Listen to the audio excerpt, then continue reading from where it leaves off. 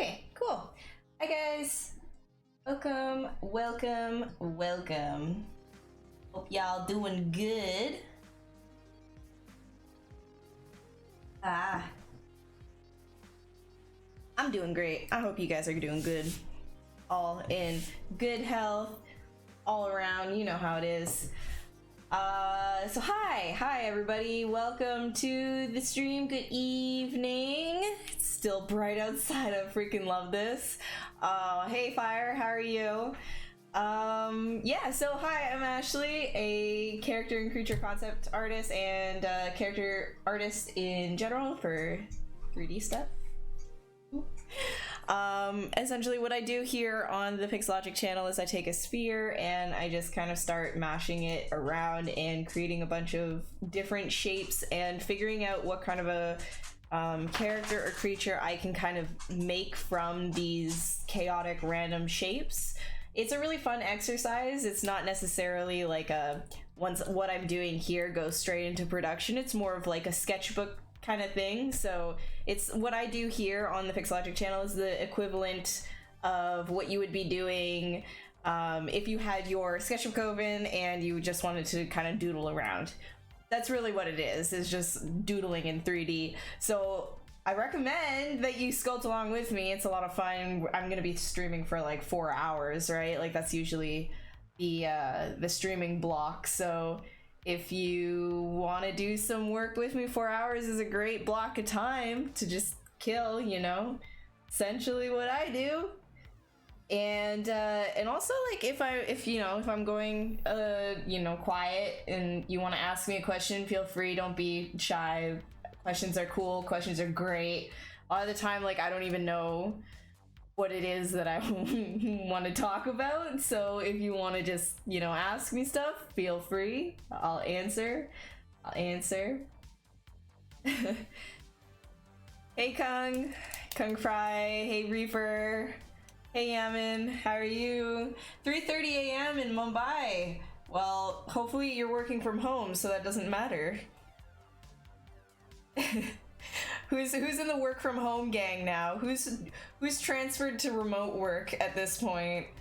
I mean, I like literally nothing has changed for me at all, other than I have to remain away from people, but I was already doing that, so as a freelance artist. All right, hopefully you all are in good health, and if you're not, then I hope you're in the horizontal position. Yeah, the work from home gang. What's up? What's good? Yeah, the sleep cycle thing, it gets crushed pretty quickly. Less W's for Monty. No, you know, you can still go outside, right? So the thing is, like, he still gets his W's. But the real thing is to just remain like away from people, so it's not like I go to crowded places or anything like that. It's the main thing, at least here. Monty still goes out and takes his potty breaks. But the most thing is just like stay inside, stay away from people, don't have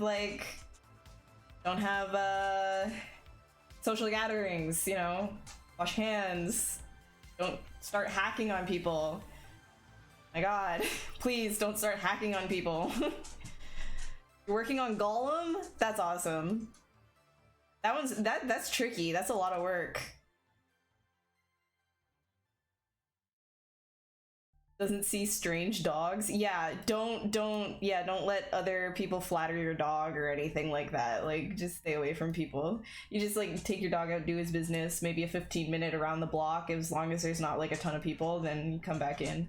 See people like outside though. I see people like, you know, kind of disregarding the rules anyways.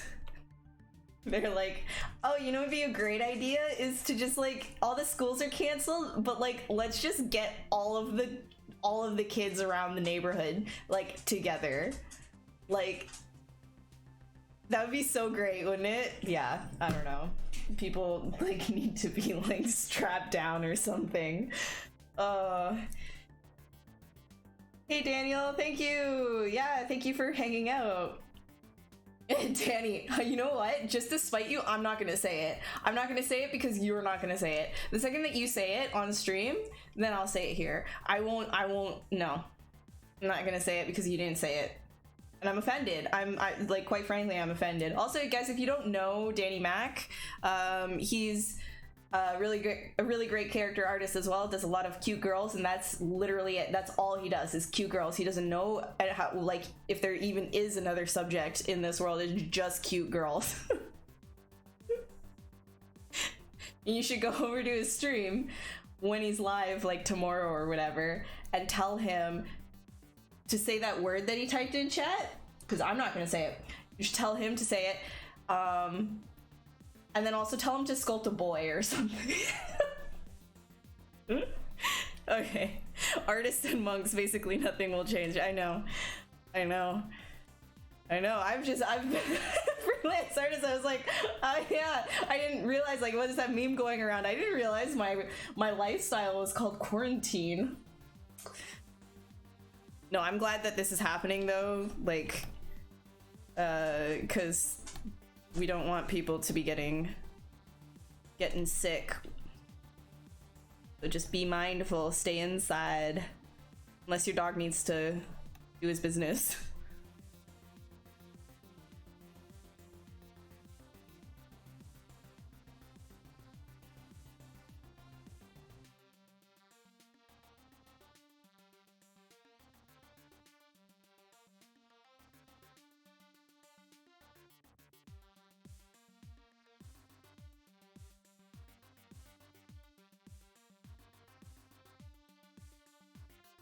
Oh yeah, and also, like, again, I repeat this every single stream, but if you're new, like, don't be afraid of the stretch McGee's that are happening here. It's completely normal. It's exactly how I do everything.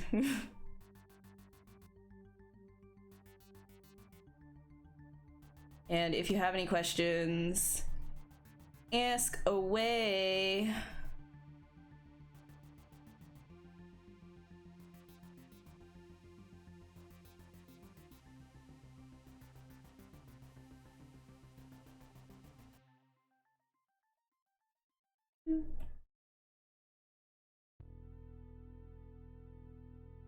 Well, that's too bad for you, Nutella. I don't really know why you're here then.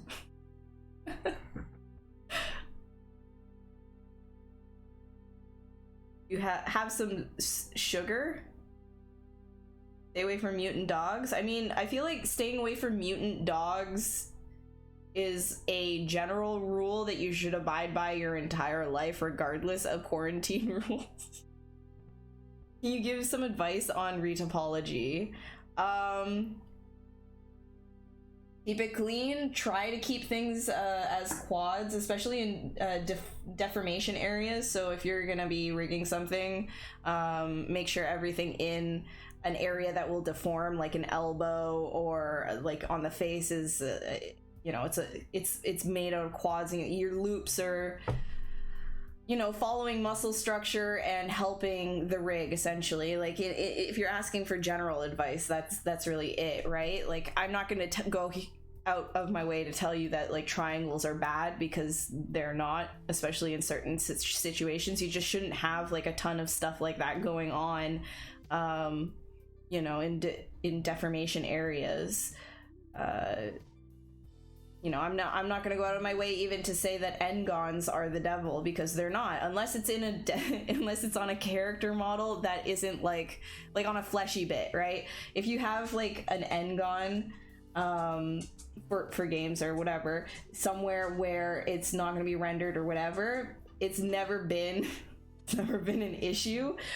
But ideally, you're gonna want to keep things nice and clean and in quads, especially because it'll help you kind of break down the loops and the edge flow of what you're doing. If you start, you know, working with a bunch of triangles and stuff, it could be a lot harder for you to understand, like, where you know, you're making your loops go, your edge flow, right? So try and work in quads, and then add more as you need it. How do you pronounce that word that Danny won't say? I don't know. Maybe if Danny would say it, then I'd tell. Oh my god. Hey, useful. Always enjoy watching me create. I appreciate that. I always enjoy seeing you guys here. I mean, I feel like I guilted everyone into coming by the stream tonight. Honestly, like, that's not something I'm going to forget about while I'm streaming tonight. It's just the fact that I was just like, I know all you guys are home. I know you're all home, so why are you not hanging out? I'm just gonna feel guilty now. I'm like, oh, they could be doing something better, but also, what's better? Be sculpting with me. Hey Jackal, how are you? What's my specs? I am using a Ryzen 9. I am using I can get all of my specs. Oh my gosh. Oh, why do I still have all of that, like, social stuff? Get out of here. Sorry. I don't know where I didn't post my specs, did I? Alright, that's fine. Yeah, no, I'm using I have way too much RAM. Not 32. I have, oh my gosh, 64 gigs of RAM, which is overkill. And I've got a, oh my gosh, I'm blanking right now. RTX. Yes, I've got an RTX 2070. There we go. Yeah, Jabber, wish that for me. Wish that for me. Woo, yeah, wish it. Wish me ill. I love it. Do that more. Oh, I love that. The SBL icon blocking? The SBL? Oh, you mean the ZBrush Live? Yeah, that's just part of their bottom. I mean, like, what you want to see? What do you want to see? Like my stomach? That icon, like, it blocking that bit of the cam. It's like, it doesn't matter, man. Is this Wacom? No, but this is a Cintiq from Wacom.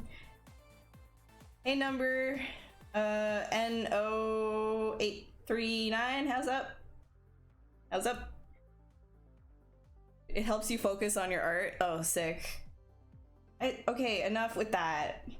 No, I don't have immunity to any disease. I'm just as vulnerable. We don't want disease. Nobody wants disease. Don't wish ill on people, and don't try to spread the disease. My god. What is this? You see a Monty boy? Probably. Where is he? Oh, he's in his bed. He's chewing. I lave you. Laves.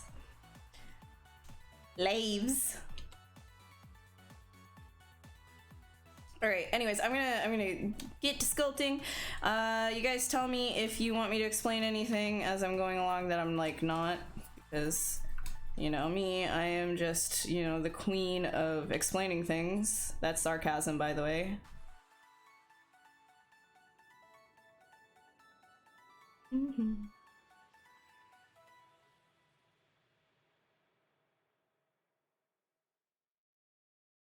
You want the music louder? Let me know. I'm never mad of it going louder.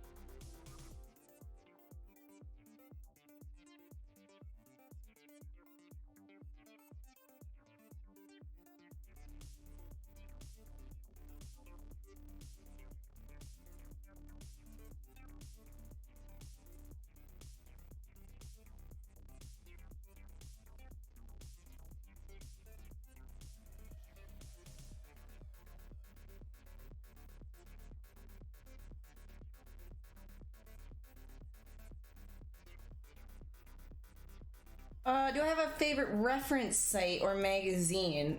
Not I don't, like, you mean like hard copy magazine? I don't look at magazines at all. I mean, Pinterest is really great because, I mean, it's not great because of the lack of credit that people put to putting images on Pinterest, but it's a really great way to just kind of like collect a lot of images in one area, so that's nice. But you have to kind of know what it is that you want to look up. I mean, if you're looking for animal stuff, like the National Geographic photographers in general have amazing Instagram pages. There's this one guy, something Frost. Let me see if I can find it. He's really good. Like the Noah's, like, picture arc. Picture.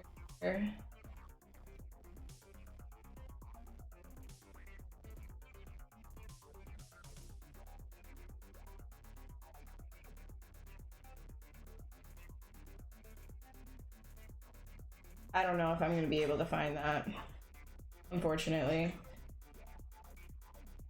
Yeah, that kind of blows. There. All right, well, I'll post it in my Discord if I can find it, anyways. But any of the National Geographic photographers are amazing. Oh, you found the picture arc guy, where he just, like, he's documenting all of the wow, I'm really having a hard time talking today. I apologize. Endangered species. He's documenting all of the endangered species in, like, this really beautiful kind of way. Oh, my Twitch. Oh, you know what? Okay, fine. Maybe my social should just stay up over there. There. There you go.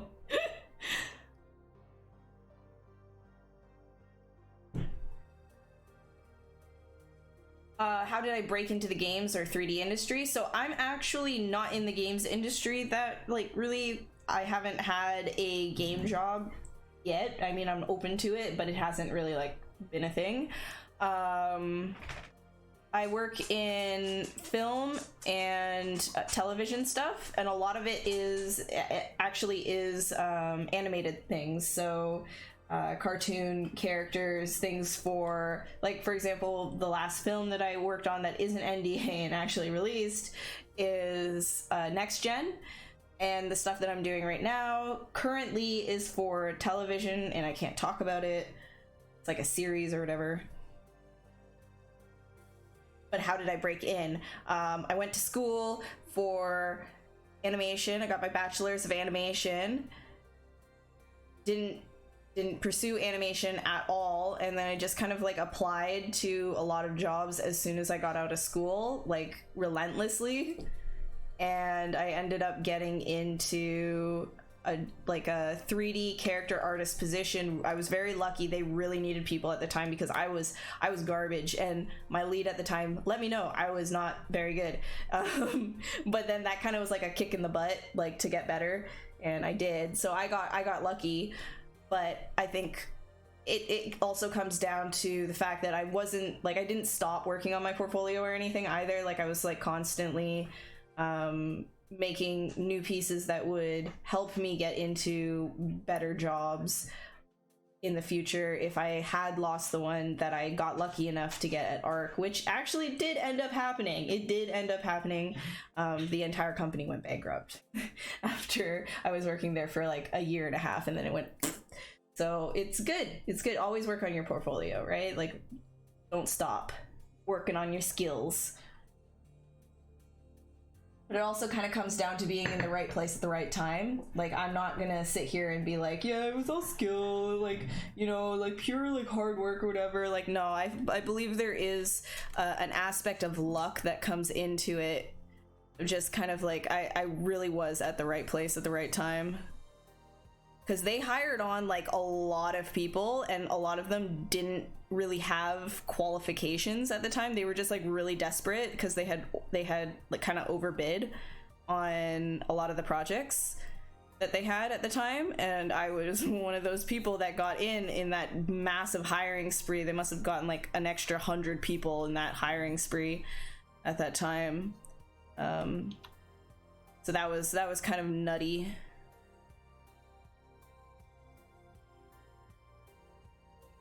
And I remember too, is like a lot of the people that got hired didn't make it past even a month there. Like they were like, no, this isn't working, and then they just got rid of them. They were just like, we would rather have people on board than not. But I mean, again, that company was like, that company was a tragedy, right? Like it was, whew. That overbidding that they would do was the eventual downfall of that company. But again, luck, right? And because I had one company on my resume after that, then I was able to go forth and get another job, and then another one, and then another one, and then another one, and it just kind of snowballs from there, as long as like you're still working on your stuff, right?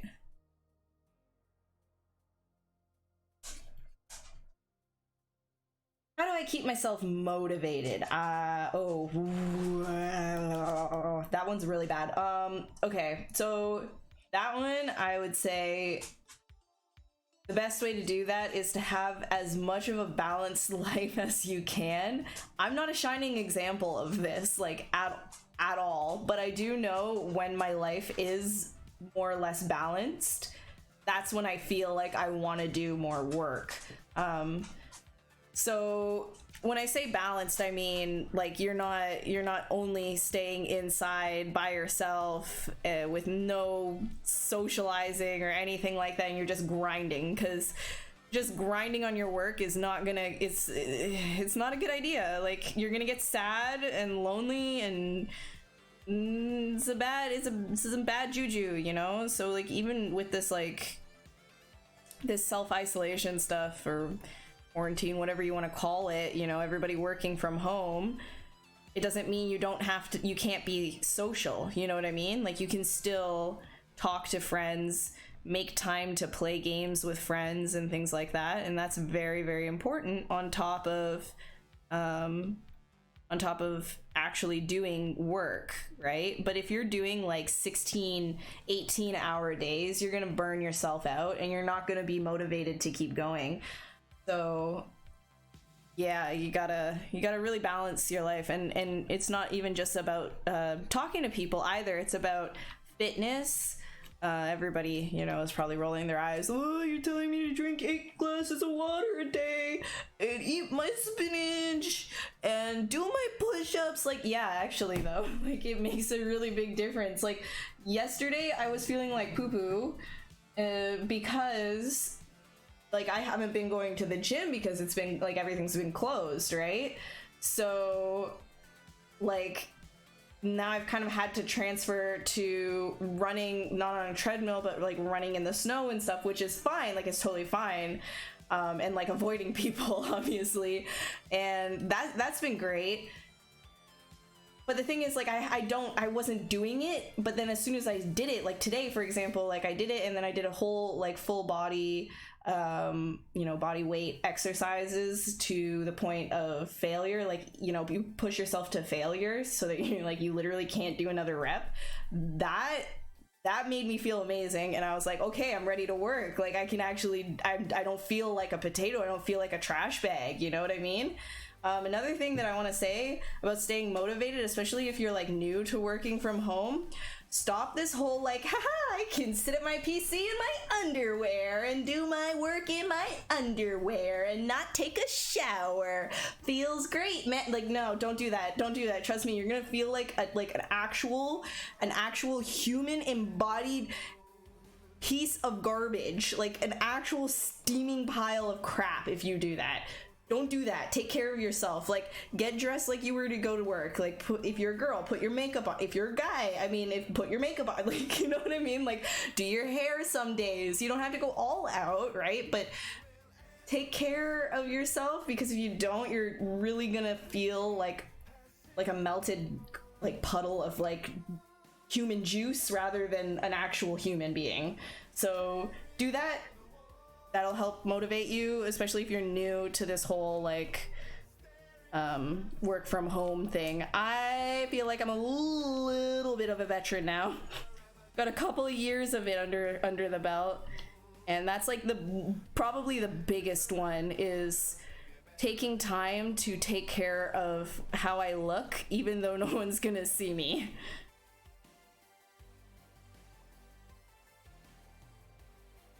Because there was a time, I'm telling you, there was a, dude, the hoodie and leggings period in my freelance career was a dark time. It was a dark time. I was a human garbage bag. I was a living garbage bag. I had legs, the rest of me, compost. Yeah, I still work from home. Everybody just put makeup on, you'll feel great. Don't wear underwear. No, I mean, like, yeah, like you don't have to, but like at least dress yourself like a human. I don't know. You're still in the hoodie and leggings phase? I know, I can tell.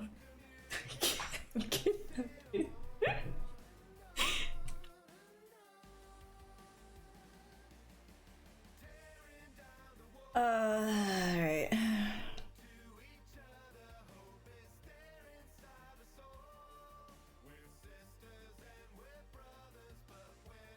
Yeah, no, if you're really struggling to get motivated and stuff, try to do that. Another big one too that I find is have a dedicated space for working, right? Like don't do like your work in bed, for example. Like if you have a laptop and you know that you can do your work in bed,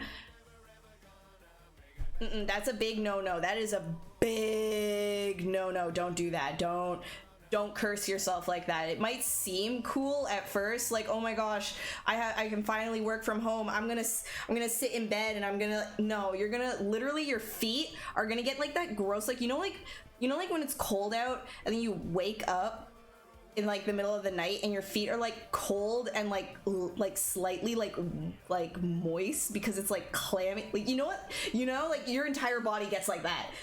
You just like turn into that. You don't want that. You don't want, nobody wants full body clammage, right? Like, why would you want to do that to yourself? Like, just get your trash bag butt out of bed, put clothes on, and then sit at a specific place to do work and make that specific place your workplace, because it's very like our brains categorize things, right?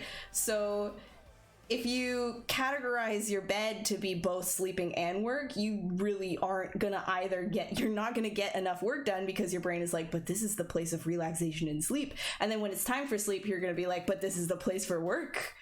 Why we don't sleep here, So it's like, don't do that to yourself. That's not how the brain doesn't like it. The brain needs to poo, you know what I mean? Like, it's bad.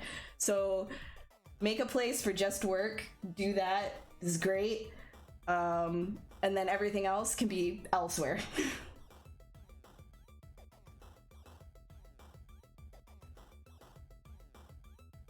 Yeah, schedule. I mean, like, I don't have a strict schedule, right? I kind of work on a like, well, I can wake up between this hour and this hour, sort of thing, and like, that's something like schedules, is going to be very individualized. You're gonna find out what works for you and what doesn't, but these are general rules that are really important for everyone. Like, it doesn't matter who you are, everybody's going to feel like a bag of rotten celery if you sit in bed and work. Like, don't do that.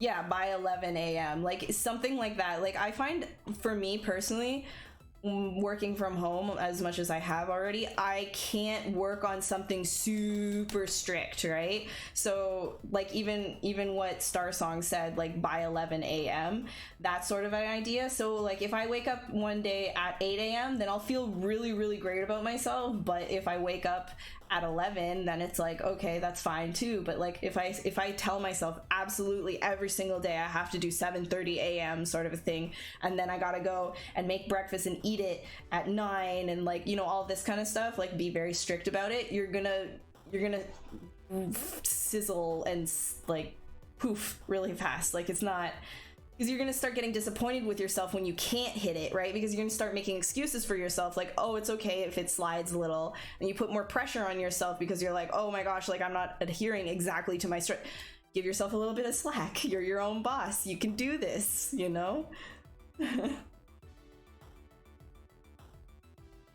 Doing a sculpt of your own thing while watching, hell yeah.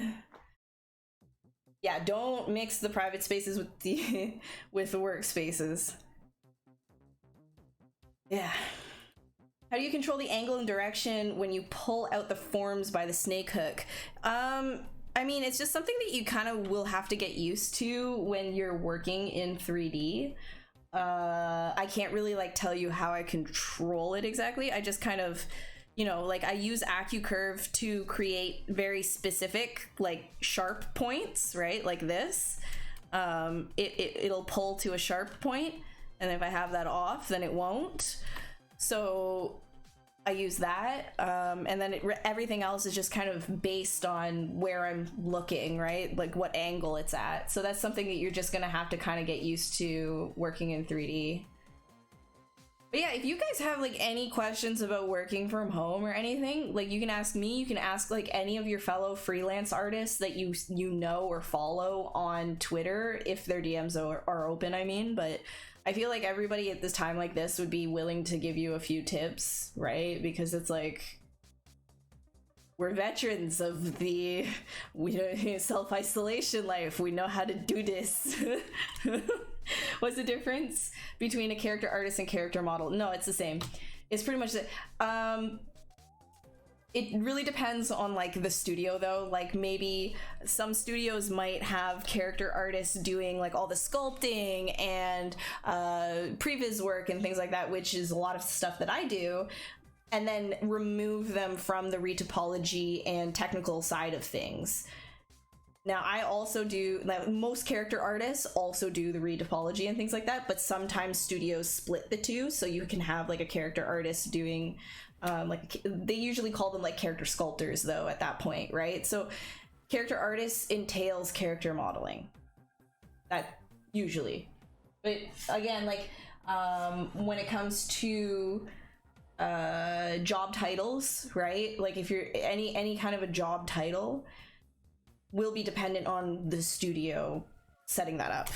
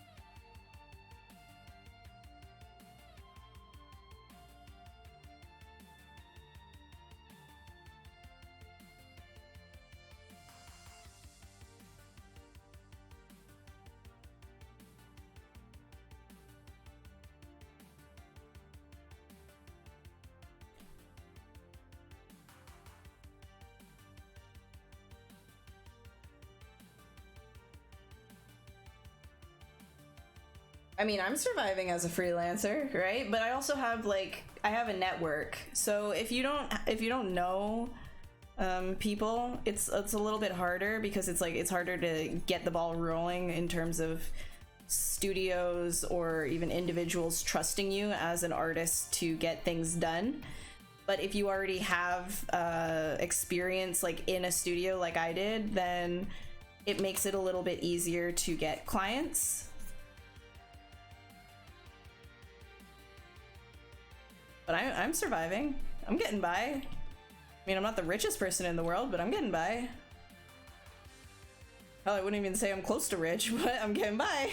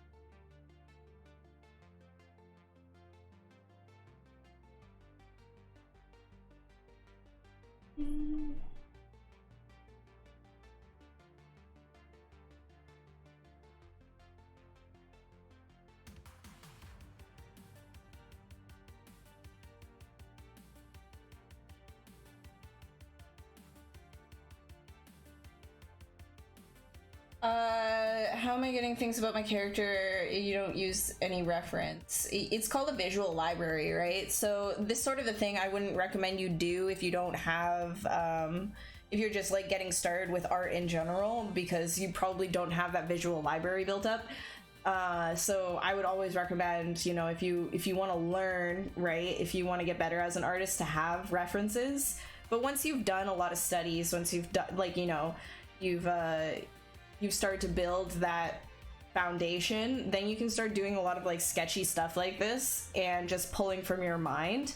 You'll notice though, as soon as you look at references again, like real life animals and stuff like that, you're immediately gonna find things wrong. No matter what level of experience you're at, even if you're a master, grandmaster at like sculpting or drawing or whatever have you, the second you start looking at reference, not just from your brain, you're gonna find things wrong with what you did. It's just, you know, there's only so much that our brains can kind of like keep up with. So it is always important to be working from reference, you know, but when you're doing something sketchy, you know, some sketchy stuff like this, just like if you were to open up your sketchbook and start doodling things, it's totally fine.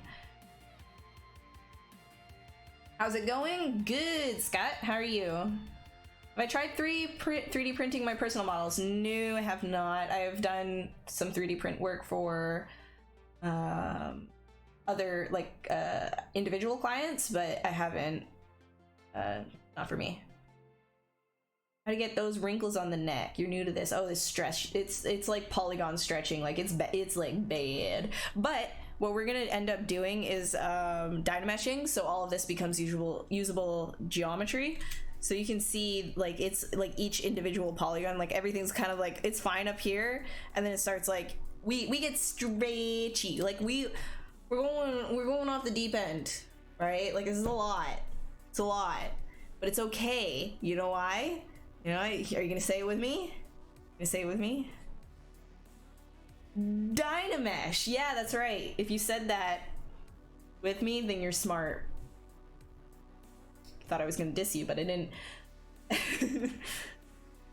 Do I do sculpt critiques? Like the given tips on things? Are you trying to sculpt Nicolas Cage in the 90s and not sure if you're going all right and what to fix? I don't do that during stream, no. Just because if you know, one person does it, then we end up doing it for everyone and not actually sculpting anything, which is fine, but that's not really what I do. Somebody on the Pixologic channel does do live critiques though. TS Whittleback. He usually does like jewelry stuff, but he also critiques models that you'll send in, like if you just put it in his Dropbox and things like that.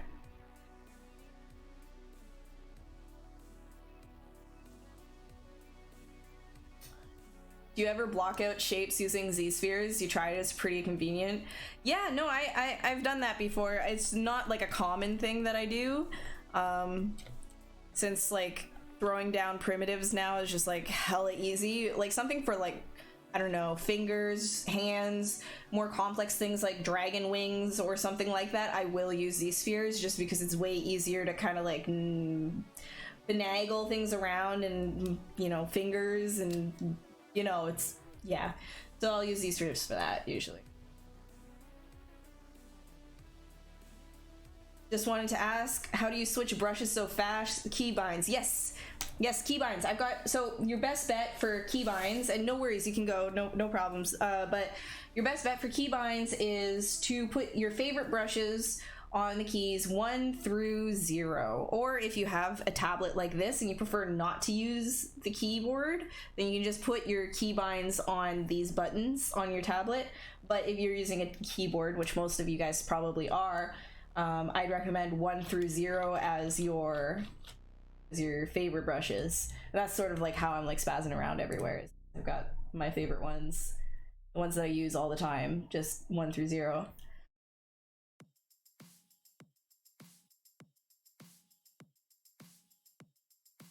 Let's see.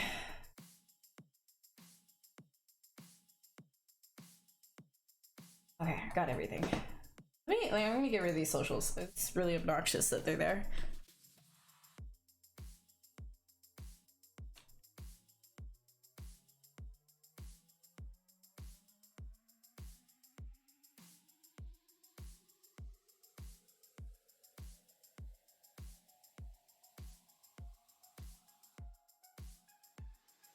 I don't want to make like more than just 4 legs, and also this song sucks, so we're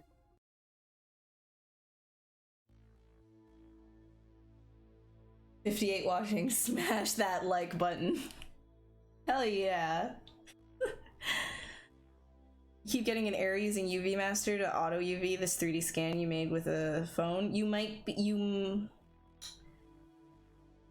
have some like weird topology happening. Why don't you try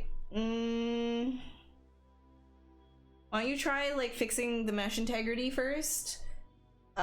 And then if that doesn't work, then do a Z-remesh of the model, like duplicate it, Z-remesh it, and then shove it up a whole bunch of sub-Ds, project the details from the original onto the sub-D version, and then try UVing the sub-D one.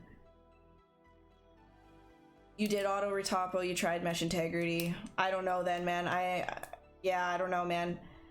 You can also try drawing on, right? Like you might not want to auto UV it. You might want to like draw some edge flow on it using the poly paint. You can use poly paint to kind of dictate where you're going to be making seams and things like that. And if you want to learn how to do that, if you haven't tried that, if you don't know how to do that, maybe you do know how to do that, but anybody who doesn't know how to do that, here's me plugging something for you all. You want easy, awesome, easy breezy, beautiful ZBrush tutorials, go to pixelogic.com/Z classroom. It's on the bottom, right over there. Right over there. Yeah. Try that. Lots of good stuff. Hey Ghost, how are you? Oh, you like my sketching? I appreciate that. Thank you.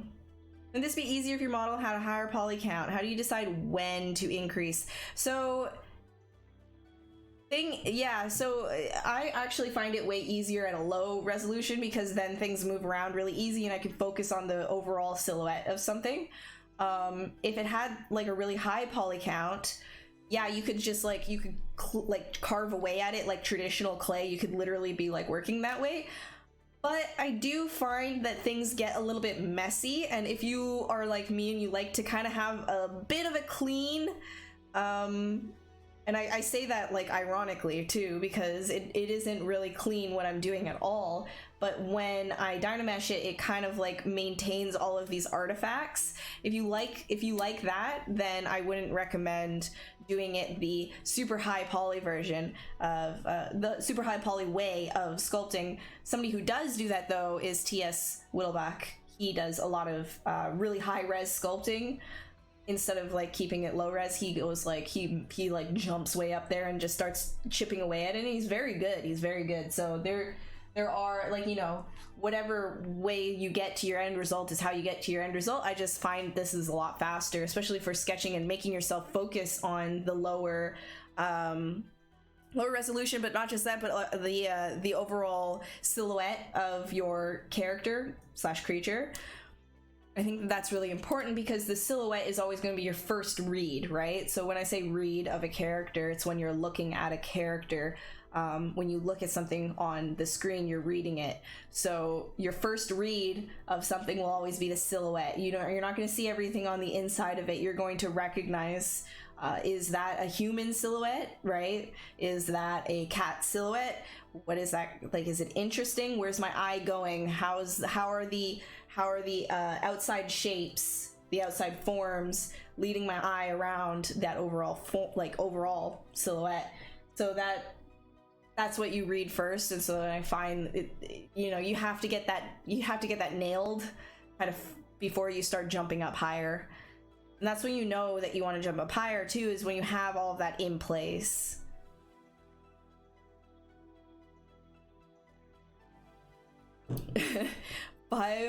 Almost 500 million views. Hi, how are you?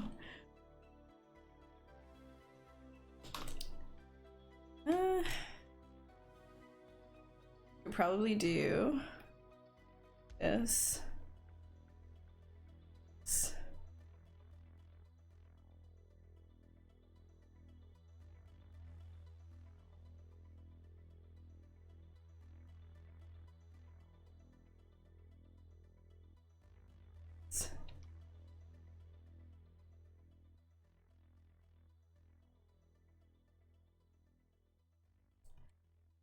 Kind of.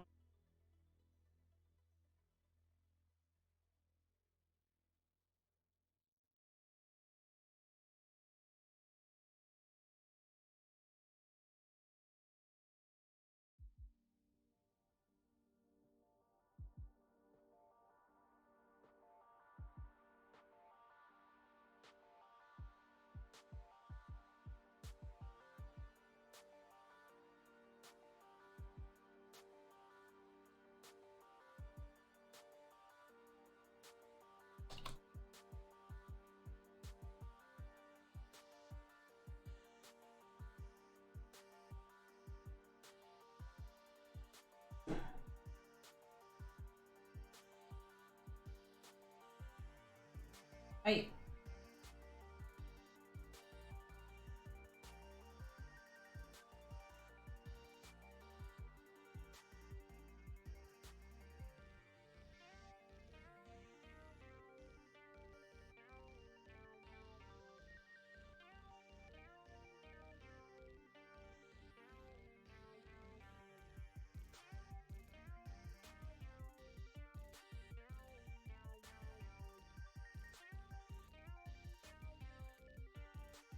How did you duplicate the body mesh while using the gizmo? What a great question.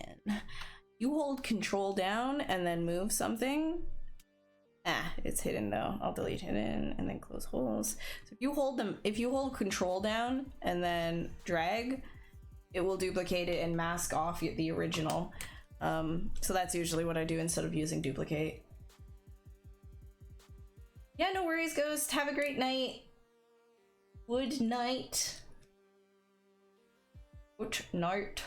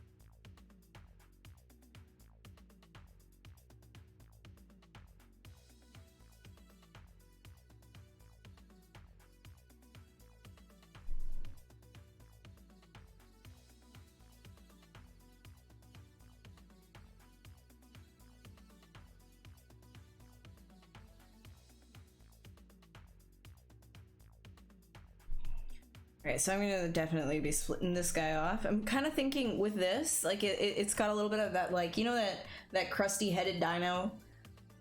You know, he's got like the nasties, but it's like a dome of crusty. Like crusty head. And he uses his crusty head to like smash things. Kind of thinking of that. Gonna be a little bit of a crusty boy.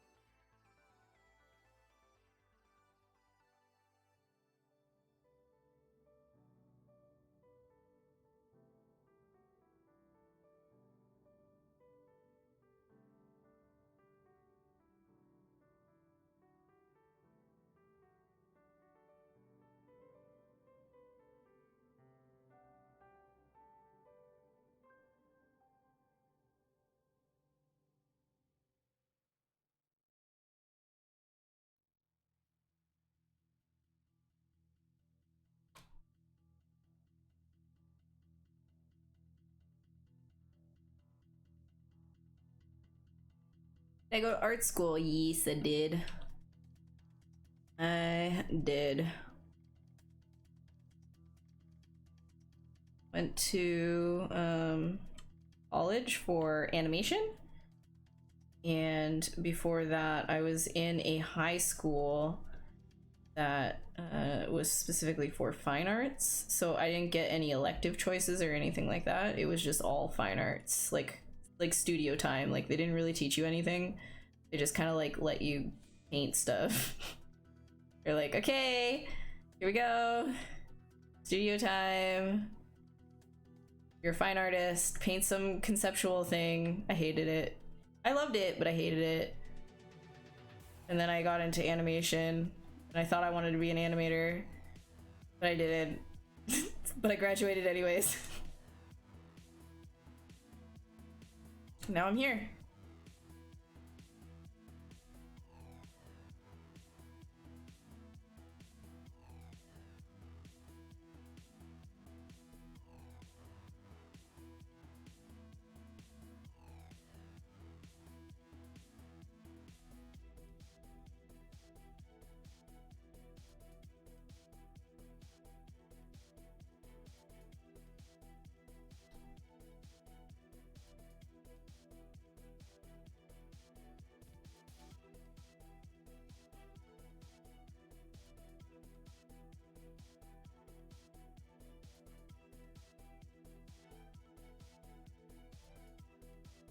Jesus Christ.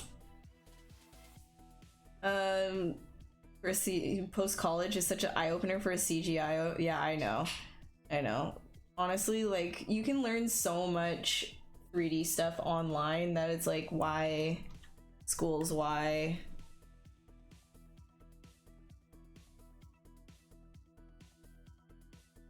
But I also like I didn't really know what I wanted to do when I was getting into college, so turned out, worked out, whatever. We here now. So much debt later, but we here now. Fine, it's great. Yeah.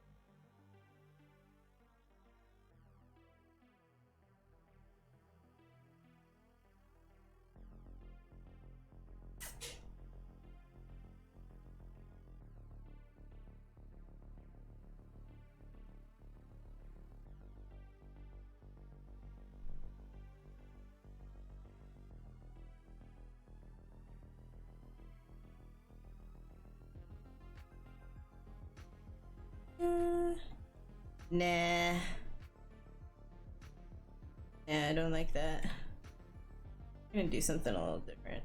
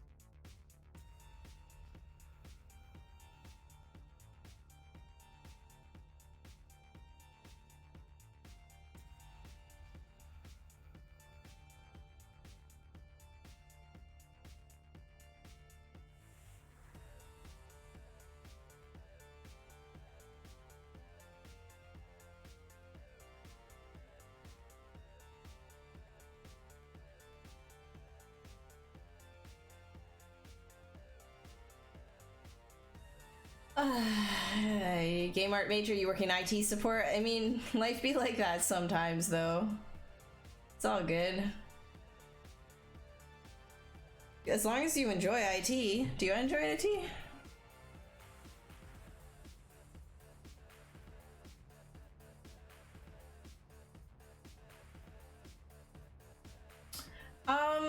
I mean, like, maybe initially Star Song, but the thing is, there isn't really like a true self-taught unless like you're like, there's, you know, if you pay for a class online, you're not self-taught, you know what I mean? So it's not really like actual self-teaching, but like I kind of, I don't know. I don't know, man. I feel like it's not bad to self-teach yourself, and like I self-teach, and I also don't think that there are always going to be a ton of holes either. Like maybe like when you're like coming right out the gate. The thing is, like a lot of schools though, they don't really teach like up-to-date stuff from what I've seen anyways, and they kind of just, you know, let you go. And a lot of students going into college or university will kind of have this mentality of like, okay, I got accepted into this program. They say that there's like, you know, you have a 95% job placement or whatever, but they don't specify like, oh, it's a job placement in the industry that you want to go to. Like, no, everybody got like some kind of a job, you know what I mean? So there's that. And then also schools kind of like, they'll give you a curriculum, sure, but that might and probably will also have holes in it. So my recommendation is to look to professionals who are currently in the industry that are offering, you know, 8-week courses or whatever that give you like, you know, a start to finish of creating a single character or something like that. That will really help you like a lot. It will probably be cheaper than an entire tuition, you know what I mean? Gotta close this window. I want the neighbors staring at us. Oh no. Oh no.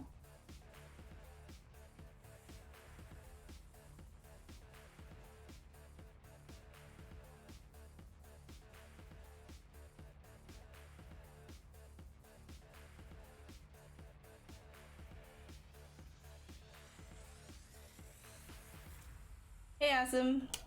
You're free sculpting? Hell yeah. Welcome to the free sculpting club.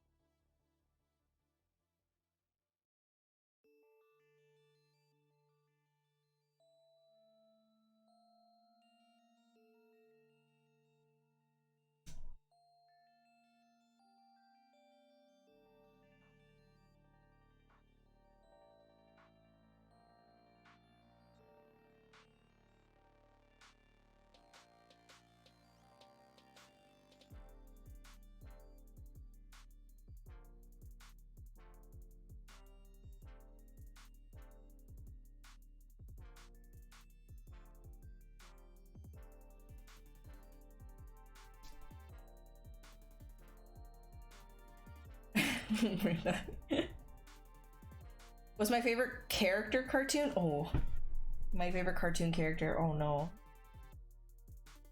Ooh, I don't know. I'm so bad at these. I'm so bad at like, oh, what's your favorite this? What's your favorite that? Oh my gosh. I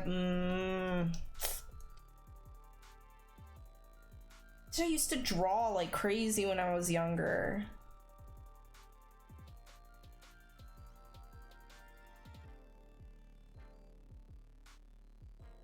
Like the crazy thing is like I don't think I've ever been like super obsessed with like cartoon characters.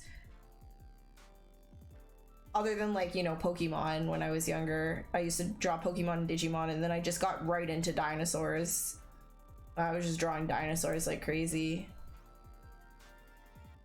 Like outside of Pokemon, yeah, like I don't think that there was like a cartoon character that like was like my favorite. Other than, oh, you know what? No, SpongeBob. Yeah, no, I remember I made an entire sketchbook of SpongeBob and Patrick and Squidward. I was like determined to be good at drawing SpongeBob, Patrick, and Squidward. Oh my gosh, that was like my first like how to draw book, wasn't it? Like how to draw. Oh, Courage the Cowardly Dog. How did I forget that? Yeah, Courage, yes, Courage. Courage is my favorite. Courage was my favorite. How did I forget that? Wow, I told you I'm really bad at this. Wow, Courage is actually the best. Oh my gosh. That was my favorite. Anytime I heard Courage the Cowardly Dog was coming on the TV, I was like, oh, Eugene. Oh my gosh. But yeah, SpongeBob too, though. SpongeBob for sure. Oh my gosh.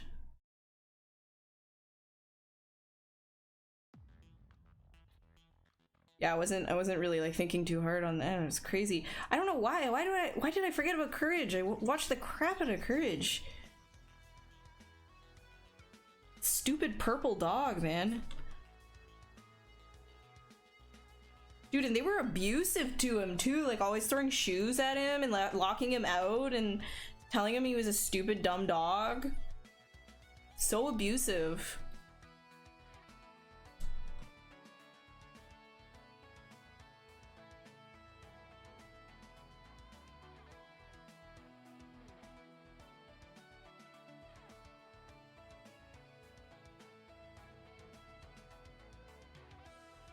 Hey Preston, how are you? Hey Javid.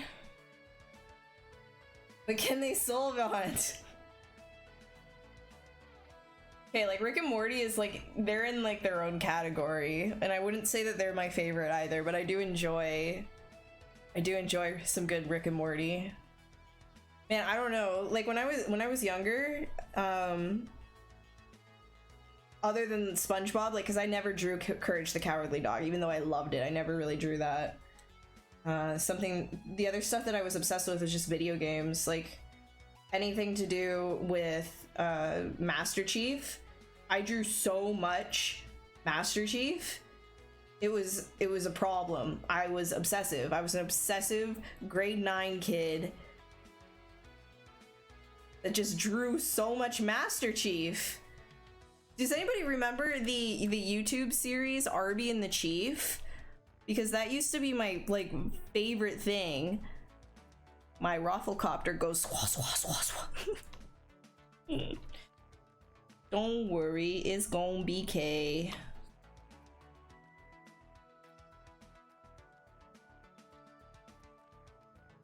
Yeah, and then after the Master Chief obsession ended, which it actually didn't end for, it kind of overlapped the Assassin's Creed obsession, which was actually just, I still have the Ezio figure back there from all the freaking way back, dude. I was obsessed with Ezio. Normal teenage girl crushes? Nah, I think not. Fake Italian men in a video game in a world that will never ever exist? I think the hell yes.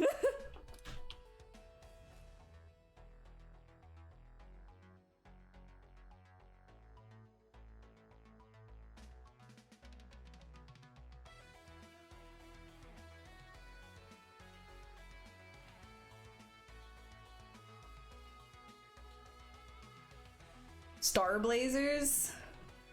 Hey Eric. Boss, you remember Arby and the Chief? Dude, that was, oh my god, what a legit, like, what a legit series.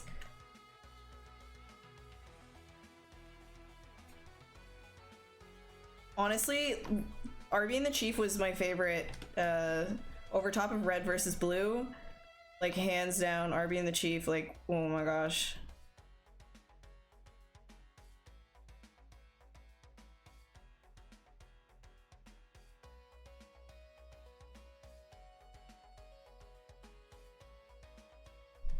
Ezio Auditore di Firenze.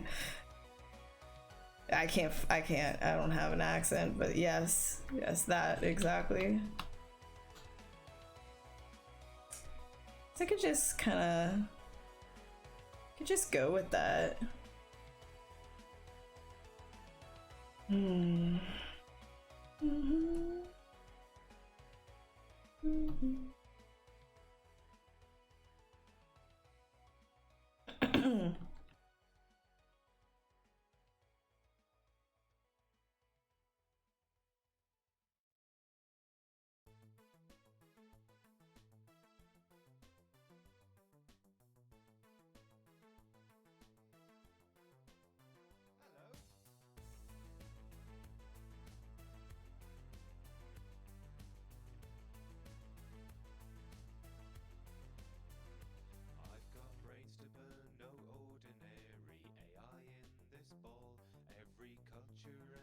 Oh my god, amazing. That's great. Did I ever watch the movie? Oh, the Arby and the Chief one? I don't recall if I actually watched the movie. I might have. I don't really know. If it was on YouTube, then I did, but it's been such a long time that I don't remember. Oh yeah, Pablo is amazing. He's got some really great courses. You should definitely check out his stuff.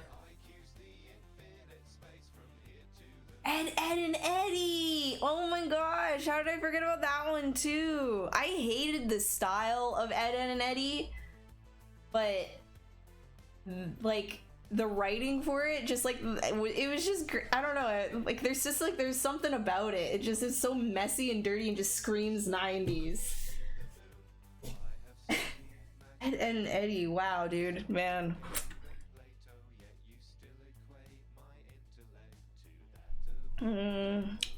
Okay, I'm gonna, I guess we can start dynameshing. Nope.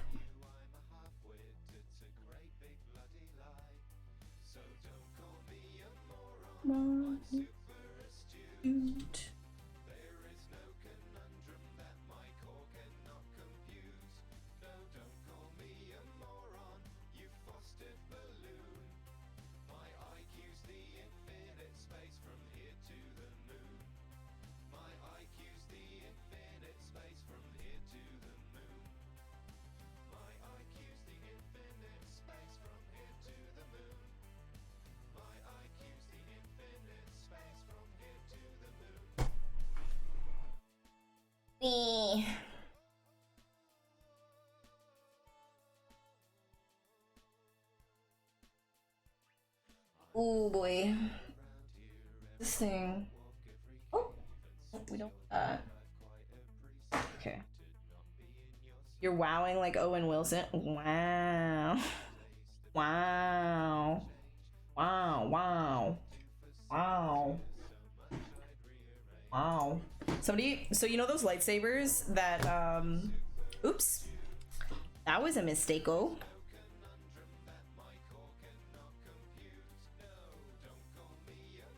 What was I gonna say? The lightsabers that record your voice. I was watching TikTok the other night, and this one person had a lightsaber that was recorded the Owen Wilson wow. Anytime like her friend talked, she'd just start waving it around and go wow, wow, wow, wow, wow.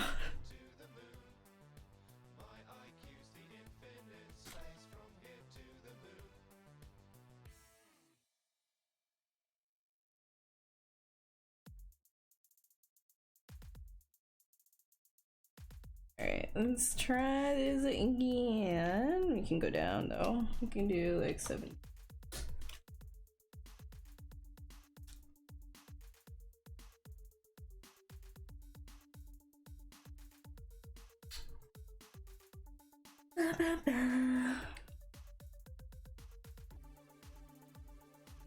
Are we gonna do it? Are we gonna do it? Are we gonna do it? Yeah! Did it!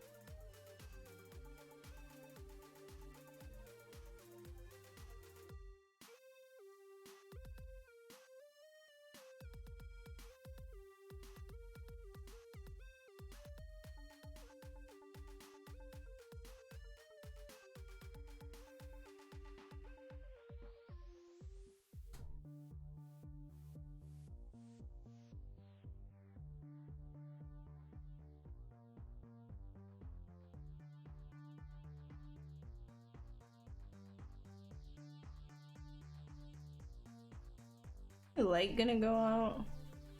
I think my light is randomly flickering. It's freaking me out. No, don't turn off, please, please, stay on. Light, no. Go out and get some light bulbs. Oh wait, I can't. I live in eternal darkness. Where's my doggo? Oh. He's in his other bed. Matty. Matty. Wanna come here? Oh, I have disturbed thy slumber. Come, over here. Come here. Oh, it is sleepy boy. He just laid down. Oh, you wanna come? You don't want to be picked up? Come on. Come on. Yeah. There we go. Look. There we go. There we go.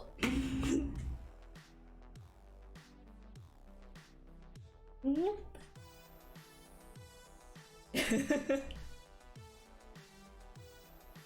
The dog making the TIE fighter sounds? Dude, yes, it's the best thing ever. You choose a creature after stream or just let it flow? You take requests for another stream? No, yeah, I just kind of like, I'm just sketching stuff, right? Like that's all it is. It's just me sketching, you guys hanging and sketching too. You knows. Hey, Papu. The Council of Internet Cat Lovers approve. Well, that's good. Well, you camera shy. Look at the camera. Look at the camera.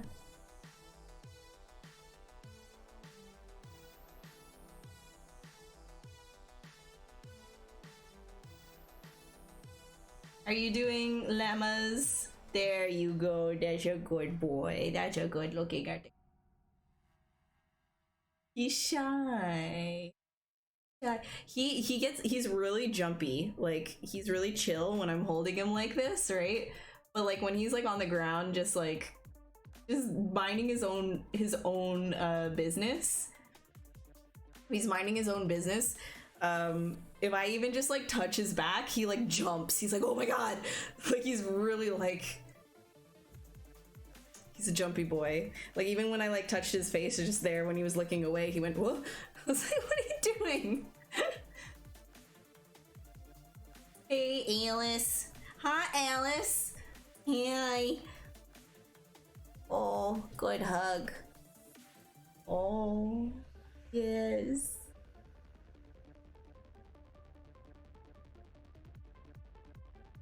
This is Ed and Ein from Cowboy Bebop. Yes. No, but Monty's a corgi, but he's like, he doesn't have proper, like his mom didn't have ink, so now he is white. Playing Deebs? Oh, you're playing with Austin. Oh my god. That's amazing. He would be making fun of your barb though.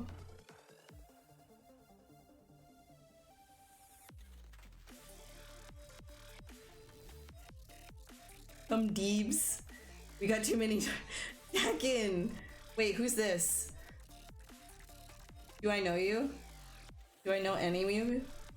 Do I know people? What's his breed? He's a corgi. Corgi. He's a corgi, a tricolor corgi, but he's got white mostly. You wanna see his butt? You wanna see my dog's booty? You see my dog's booty? Look at my dog's booty. Oh, look at that booty. You wanna see my dog's butt? Oh, yes. I'm showing the world your junk, your assets. Oh. It's a good boy. Good boy. Okay, I'll push you down onto the ground. Just to clarify that. I'm not putting my dog down. He's just going onto the ground. There we go. Don't attack me for that. Good boy. Come on. Don't let me roll you over. Okay.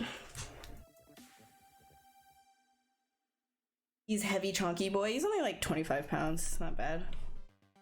I know corgis that are like freaking like 40 pounds.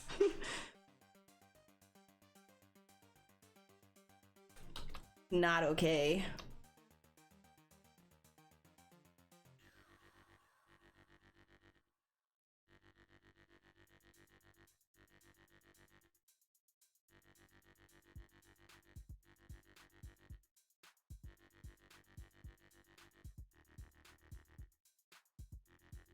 Queen's corgi. I wouldn't say it's the Queen's corgi. I'd say it's the garbage lady's corgi, but you know. He could be the Queen's corgi. He deserves to be the Queen's corgi, but all he gets is the garbage ladies. He's the garbage ladies.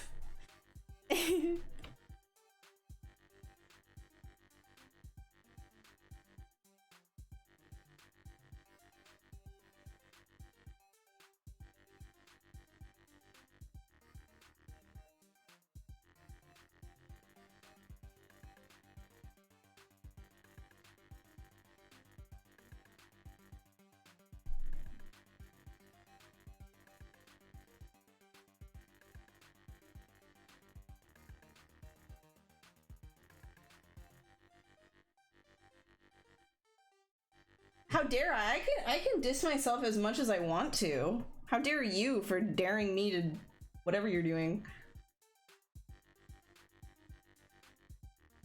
I'm not early. You're late. Should have been here a while ago. What's wrong? I think I'm gonna Dynamesh this one. And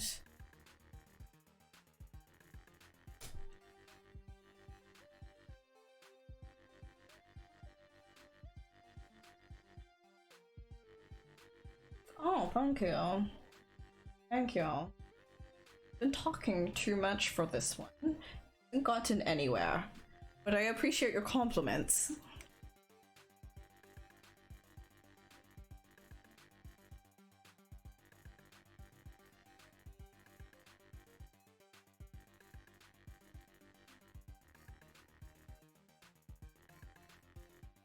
I'm just getting like paranoid if am I sick or am I allergic? Am I sick? It's just allergies. Am I sick?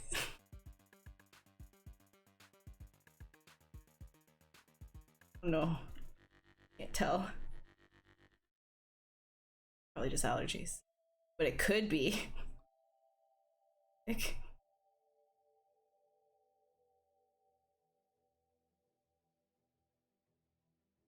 feel like it's gonna be like never ending until like this entire thing is done. Like, and we're all like back to normal and everybody's cured and happy. I don't think any of us anxious people are gonna stop thinking that we're like constantly sick. It is what it is. It is what it is. This creature seems familiar. Something with the head. I don't know. Apparently everything I do seems familiar, so.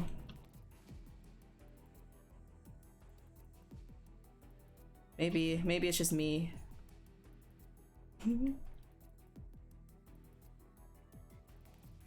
Everything I do looks like something. There's always somebody in the chat like, wow, this looks exactly like, and I'm like, oh, I didn't even know that was a thing, but now I do.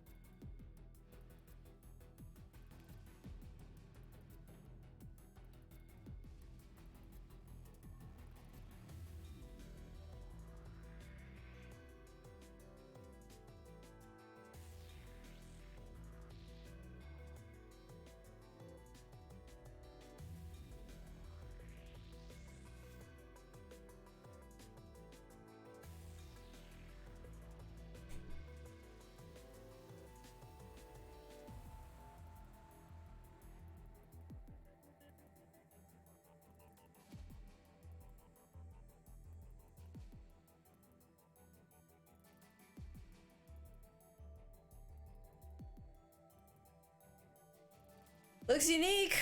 Well, thanks.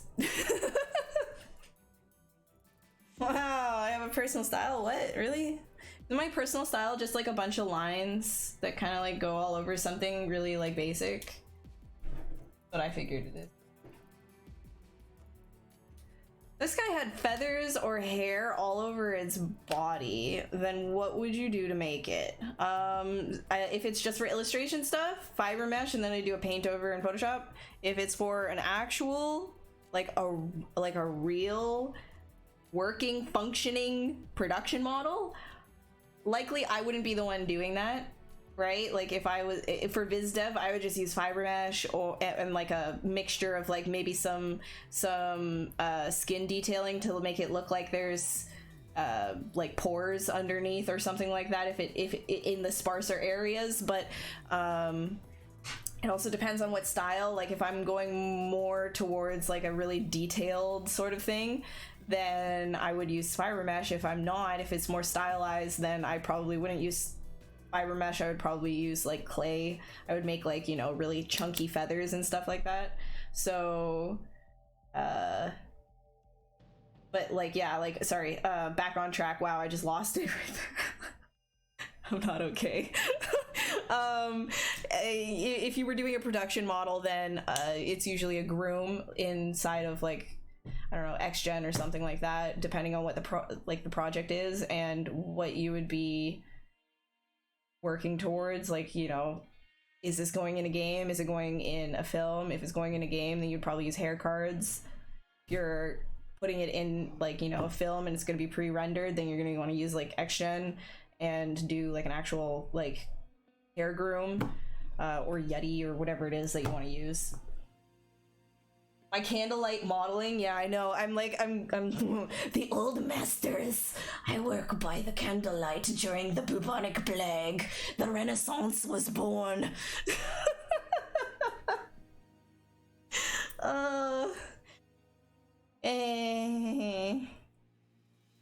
I don't know how to describe. Yeah, it's just like it's based on silhouette, right? Like everything that I do is like really like I want to get the silhouette looking nice and chonk.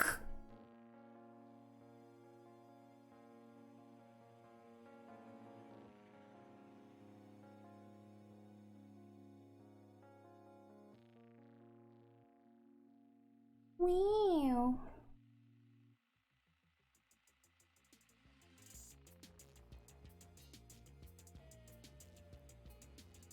Wow.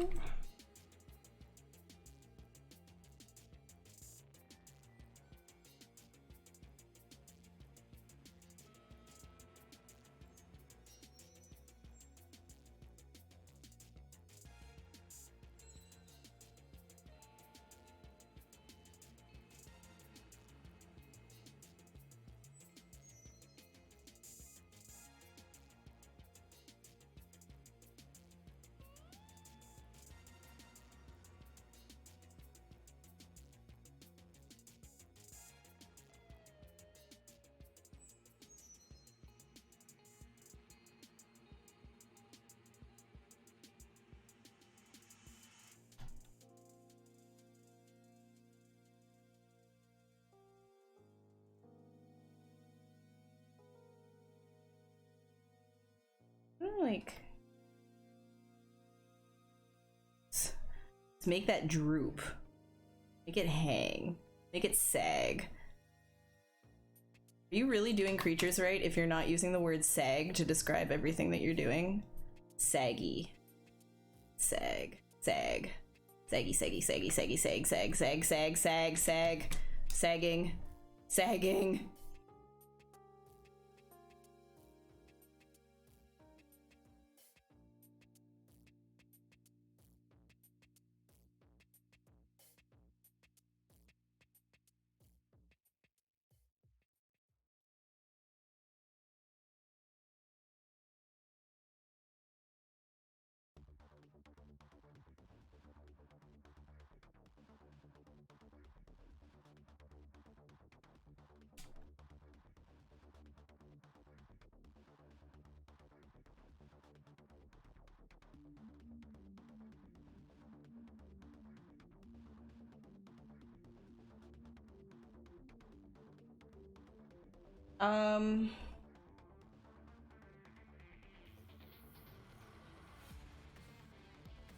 Have I tried making something out of my style?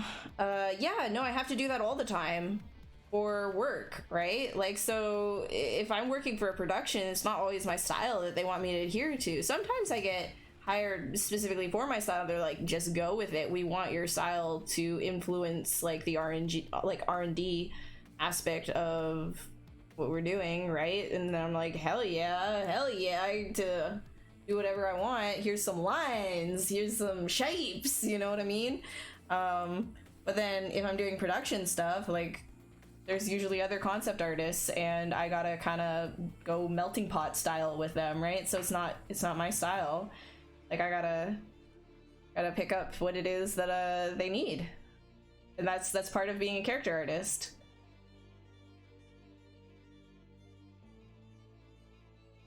This sphere looks exactly like a Voltorb. Like actually though, like that would be a thing. That would be a thing. I don't put it past chat to actually get at me for something like that. This looks exactly like. It looks like exactly. Wow, this looks exactly like it.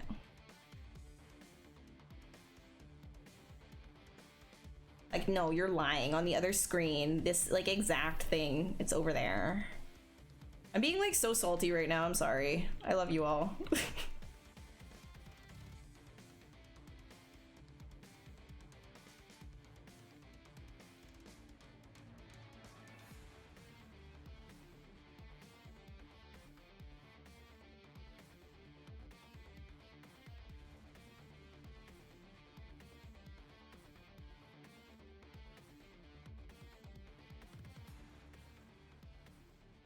If I can't, and then.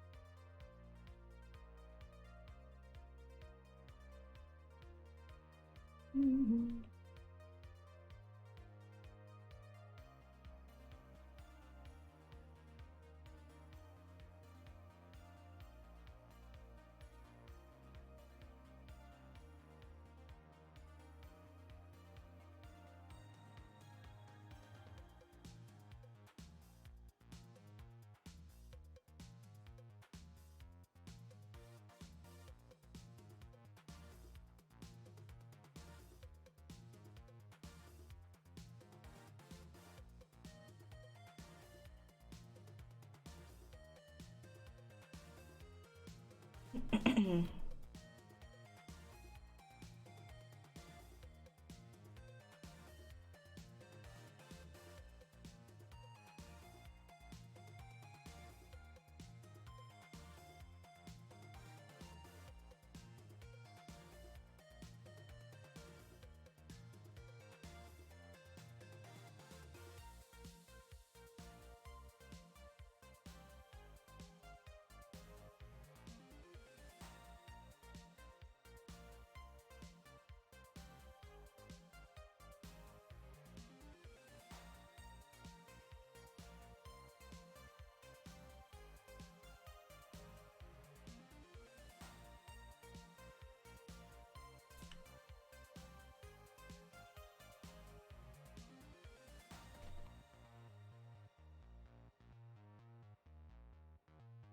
actually.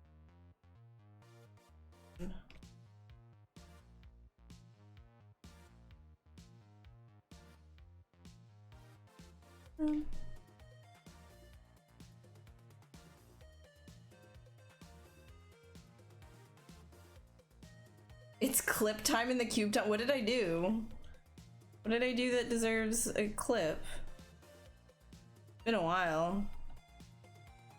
My goodness.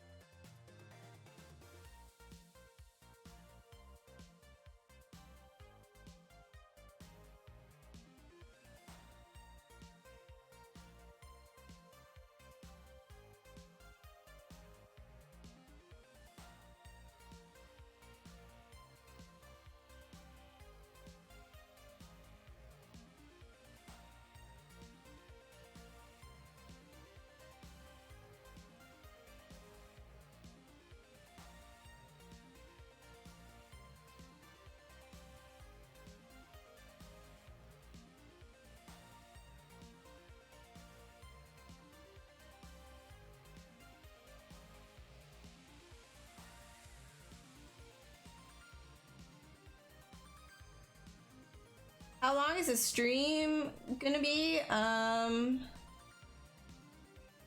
We're gonna go for another 2 hours and 20 minutes.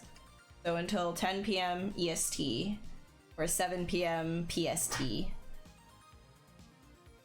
Hey Steven, how are the guns? Oh, I'm just trying to maintain them right now, you know, with all the gyms, everything is closed, right? So I'm like, my muscles are in danger.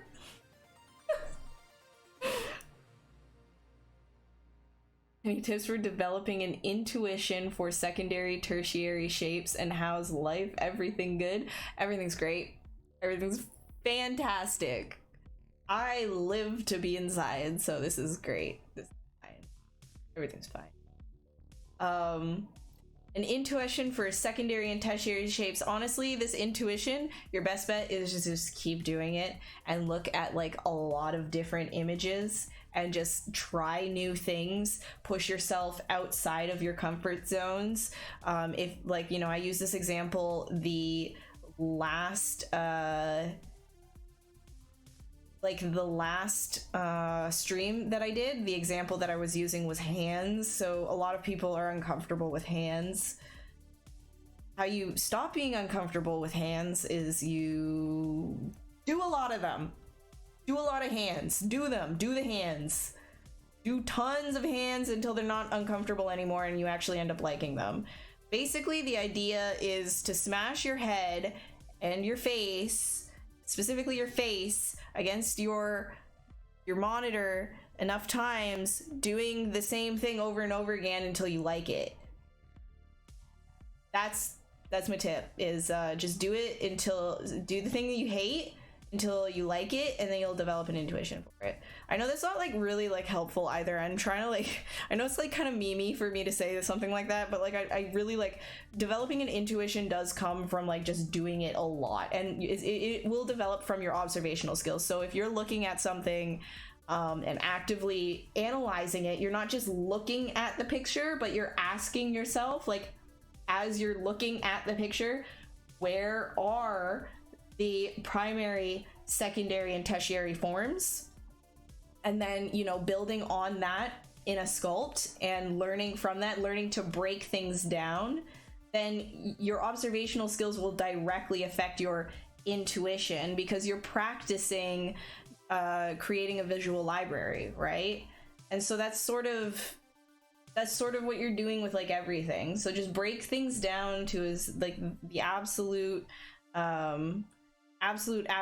bare minimum, very, very basic, like, you know.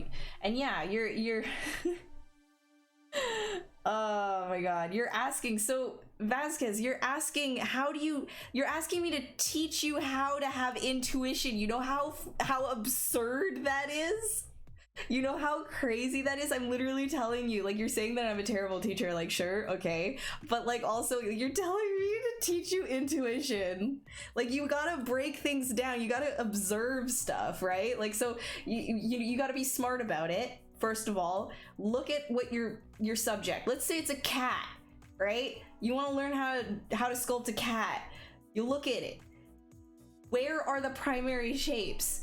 Even do a draw over or something in Photoshop. I don't care. Draw where the primary shapes are and then break those down into the secondary shapes. And then on top of that, understand what tertiary forms are, right? Always keep in mind, you know, direction, where you want your eyes to go, where you want the viewer's eyes to go. So the flow of your art is really important. The lines that you're creating, and all of this comes from your observational skill and practice. I can't teach you practice. I can't make you learn something that you need to practice.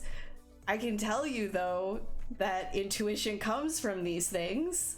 I can't teach you how to just develop it without practice. Sorry for being sassy. Yeah, exactly, Angry.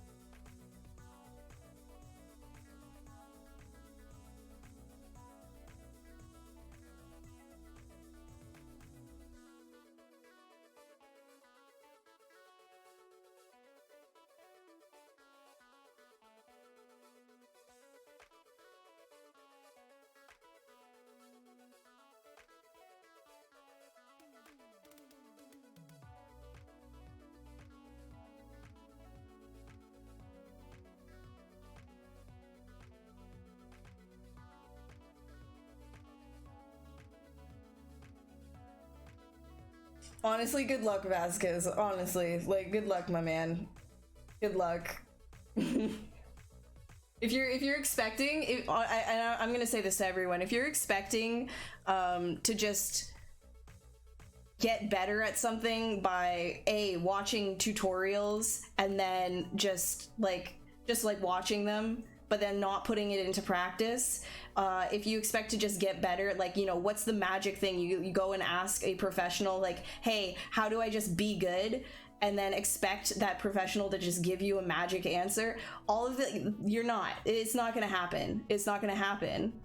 Like, no one can teach you how to get a style. No one can teach you intuition. All of these things are practice. If you are doing repeat, eventually you'll develop a style. Eventually you'll start to see things that you didn't see before. But you have to have your observation on par. You have to be looking and analyzing what it is that you're studying. You have to break it down. You have to look at it in simple forms. If that doesn't make any sense to you, then good luck. That's all I have to say.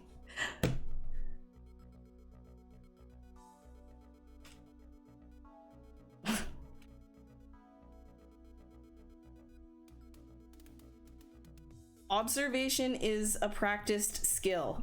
You have to do it over and over again. Just like you have to do art over and over again, and you're gonna get better at it. Your observation and your technical skill grow at different rates. You look at things and you can analyze them without actually doing art, but then when you start to sit down and do art, that's another skill.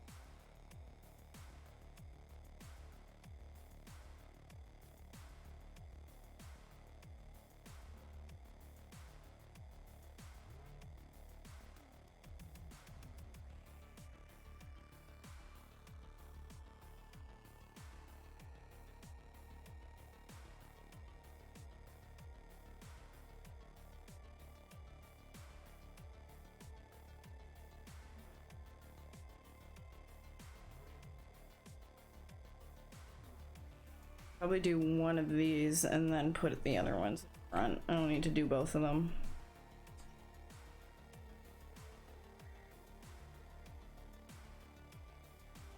Am I staying safe? I'm perfectly fine. I'm good. I'm not endangering anyone. I'm staying inside. Aside from taking my dog out to go and do his potty business.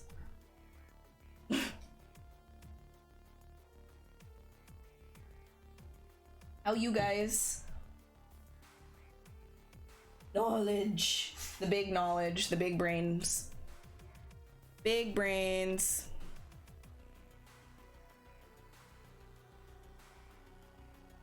Like, honestly, I wish that I could teach, and I wish that observation was teachable, right?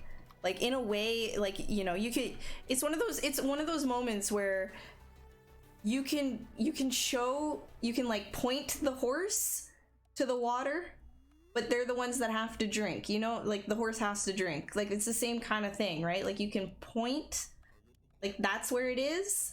But I can't drink for the horse. Like, I can't drink for you guys. I can't practice for you guys. You know what I mean? Like, it's the same thing. Like, I can tell you, like, you can break things down. You can do these exercises to help you, you know, really hone in on what it is that you need to be looking for. I gave you the essentials that you need to be looking for. Now you have to practice looking for them, right? Like, I can't do that for you.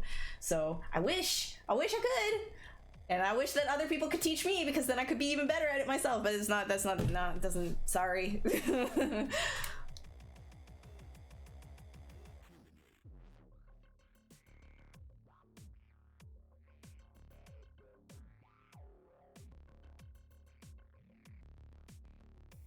Sorry, Cam. I hope everything gets better soon.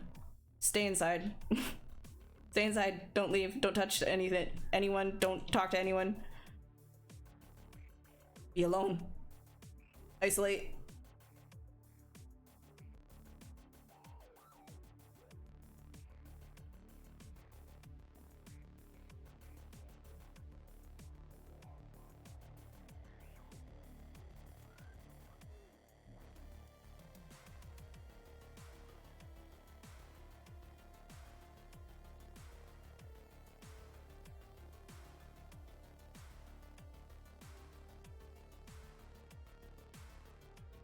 Oh, what am I even doing right now?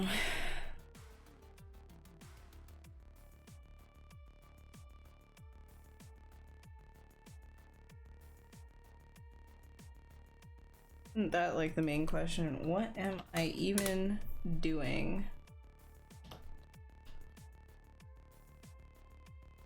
What was today's prompt? Prompt. We don't really have one, but you could do 6 legs. Also, Cam, I really hope that you're taking that that observation practice that I'm saying. You're taking it, putting it into use, and then making those little creatures that you were doing even better, making them more varied, right? Mostly about practice, otherwise you can watch all the tutorials in the world, but if you're not putting in hours like actual practice, then it won't matter how many tutorials you watch. Exactly. You got it. You got it, boy. Or girl. Or both. Or neither. Or all.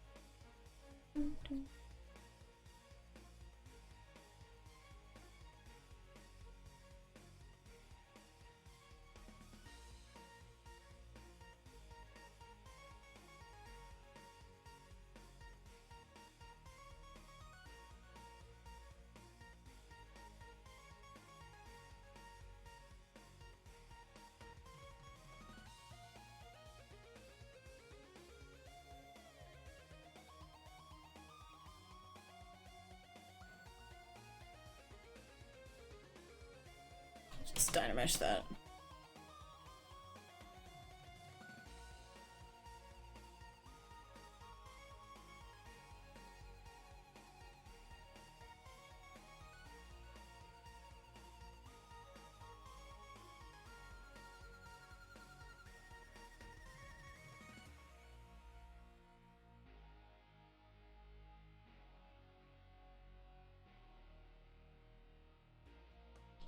I'm gonna fill that in. I don't like that.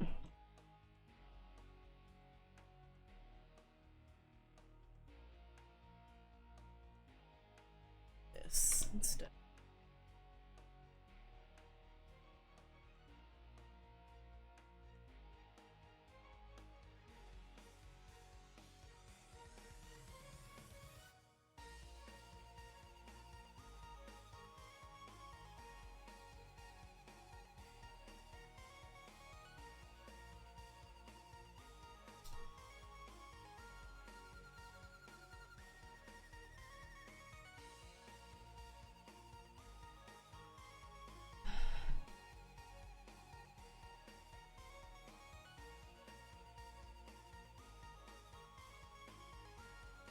Is it intuition?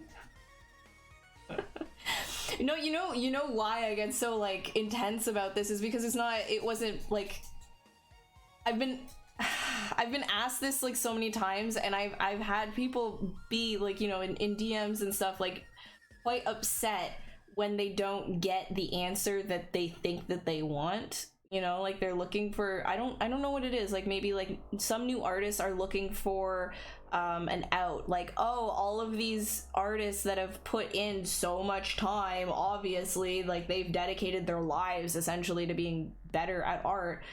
Oh, but it's not just the time that they did, like no, that's not why they're good. It's like this specific secret ingredient, like Krusty Krabby Patty secret recipe is something that all good artists, all veteran artists that have put in like 20,000 hours into their craft, they're hiding it from you, you know, like nah, like what the hell.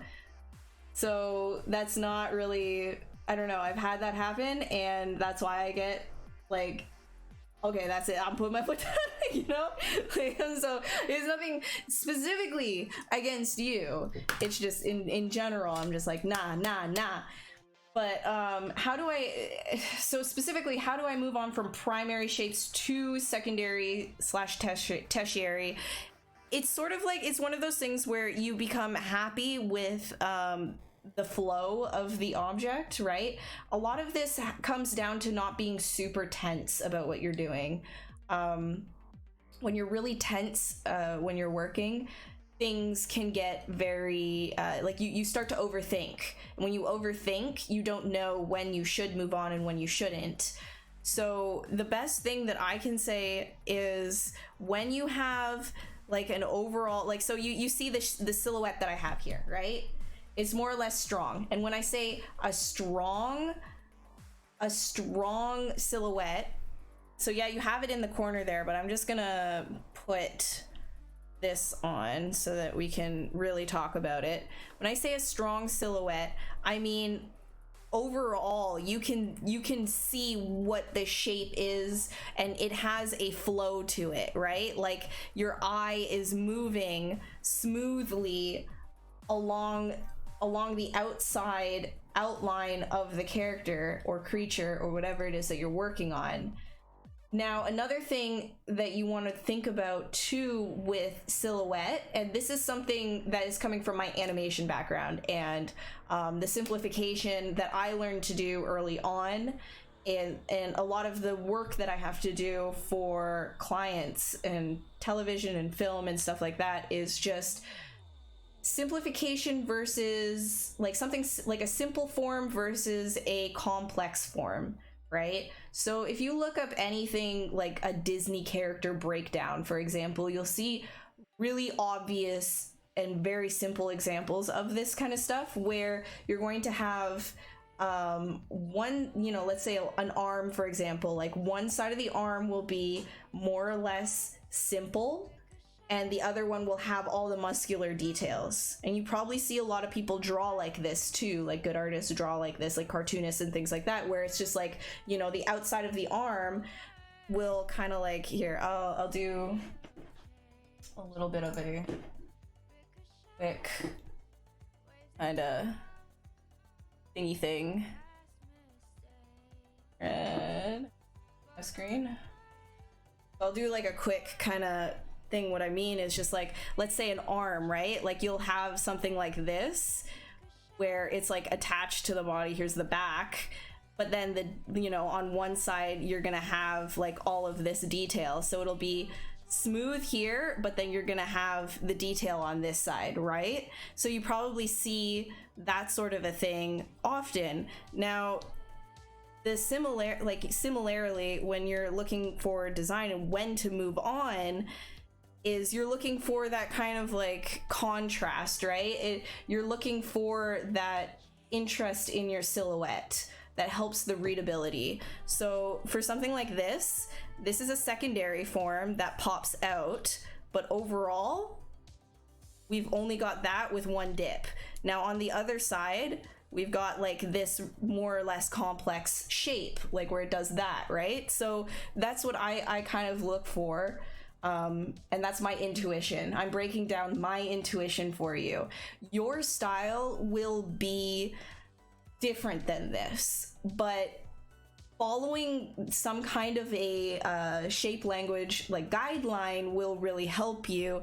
And this complex versus simple, simple versus complex rule is a great place to start, because you can have variations of it, right? Like it doesn't necessarily mean that you have to have like these really like strong overarching curves like I do, but overall, like if you had like little breakups here and there or whatever, you know, like, you know, things like would still break, you would still get like a general readability of an overall curve.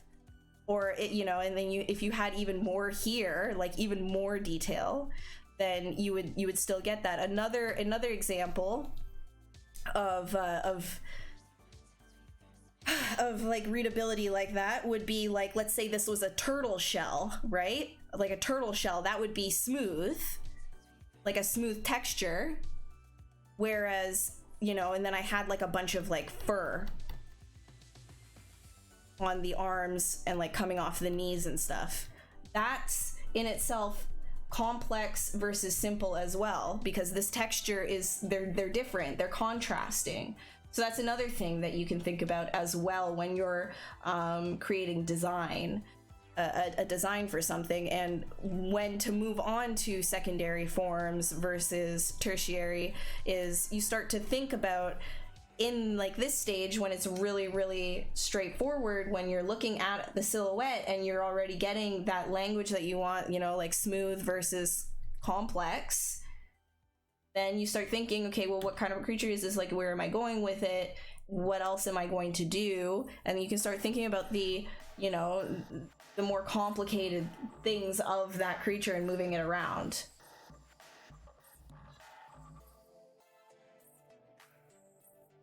People expect you to condense your experiences into a good soundbite. If you have to distill your process for posterity, what would you like history to know me for? Oh my god, bro, like see, that's the thing, right? Like I guess like if I had to break down my experience, I would just say like I am a humble character artist, because that's really it, right? Like if you're looking for like a simple soundbite, like my entire experience and like, you know, how to how to learn intuition into a soundbite, you're not gonna get that from me. You are not gonna get that from me at all.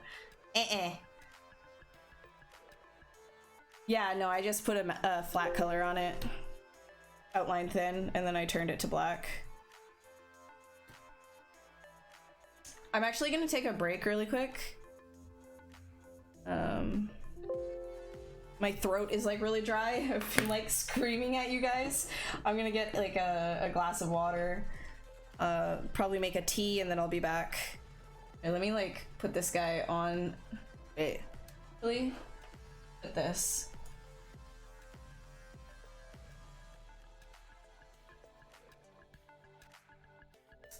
That, and there's my BRB text. And then we'll put this guy, ooh,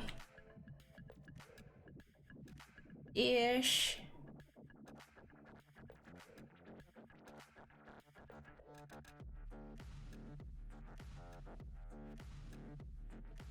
Ish. And perfect. I'll copy pasta for you guys, and then I'll be back in a couple of minutes. Yeet.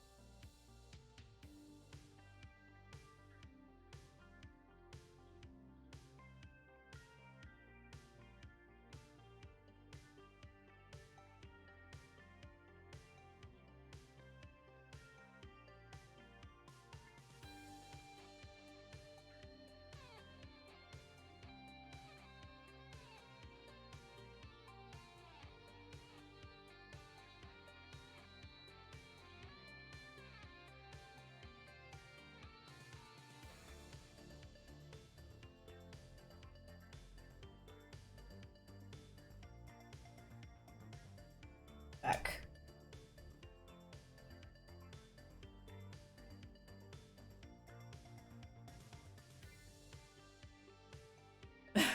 Sleeping on the job. I mean, I wouldn't really call this a job. I get paid for it. Just enjoy doing it. Is that a job? Well, I guess volunteer work is still considered.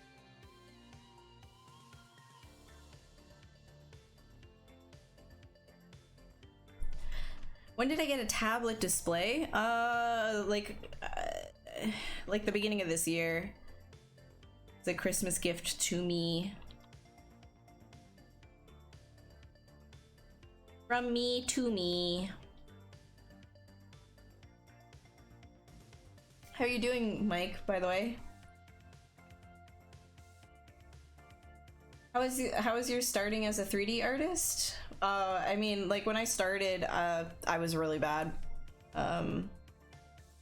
You mean like when I was in school? Like, cause when I was in animation school, it was for 2D animation, but I picked up 3D while I was there, like on my own time, and that's how I started in 3D, and I was real bad because I wasn't being taught 3D or anything. I didn't know what I was doing. I was just like making garbage.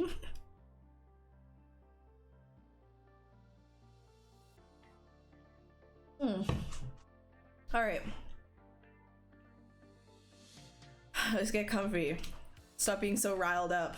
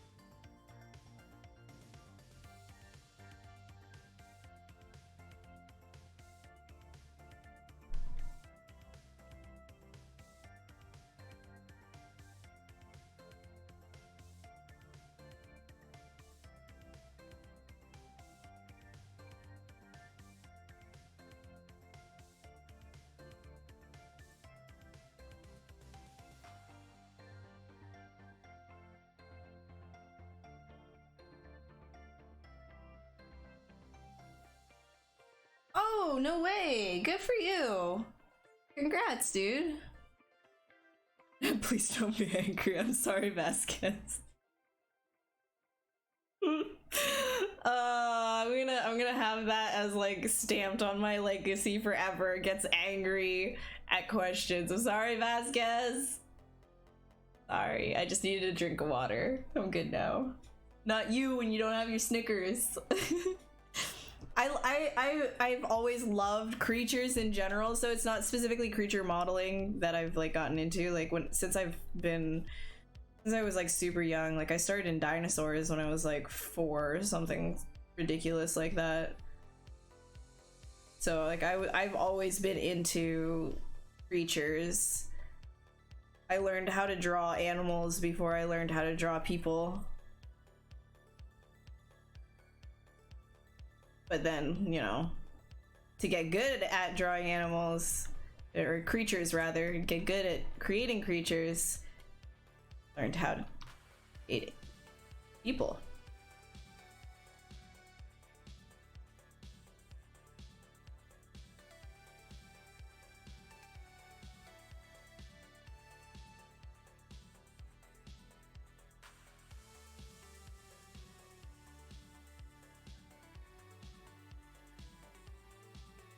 Yeah. Yeah, I'm gonna put some teeth there. It's like I was thinking of it being like a bottom jaw. Oh yeah, right now, maybe not the best time to buy something super expensive. Because of like all the border closes and stuff like that. I wouldn't get something super expensive right now. I'd wait. You never know.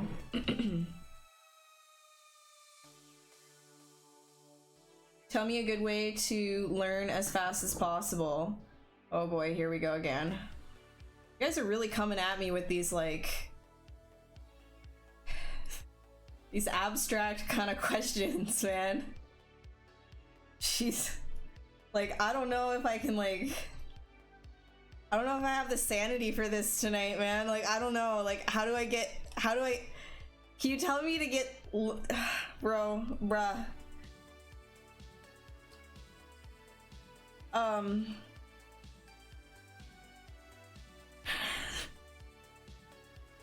I'd say, oh my god, I think I'm breaking. Like, my brain is breaking. I literally just went on a rant about, like, how intuition isn't something I can teach you. It's something you learn through practice. It's just like, if you want to learn really fast, focus on your observation, I guess, is... Oh my god, I'm, like, dying. I don't know. I'm trying to find a way to, like, answer this that doesn't make me sound like an absolute bitch. Like,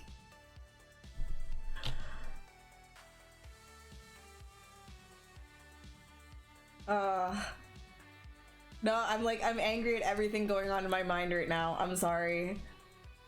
I think the best way to learn quickly is to know that you're not going to learn anything quickly if your whole goal is to learn something quickly. The first rule of Fight Club is to never talk about Fight Club. Same rules apply here. First rule to learning quickly is to acknowledge that you're not gonna learn quickly by thinking you're gonna learn quickly.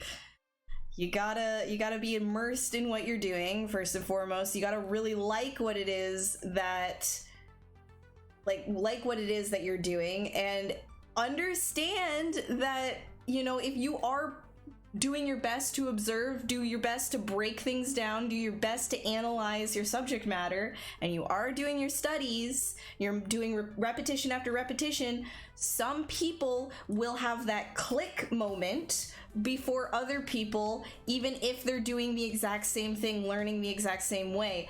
Be patient with yourself and the way that you learn. Everybody will have their clicking moments at different time. I cannot tell you how to learn quickly.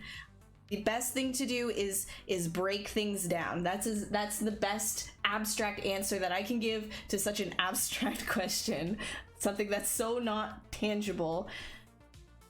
I can't teach intuition. I can't teach you how to practice. I can't teach you any of these things. What I can do is I can tell you where the water is, but you're gonna have to drink. So look for your flow, right? You know, if you're getting into character art, do your anatomy studies, find your resources, find an expert. If you really want like structured fast tracking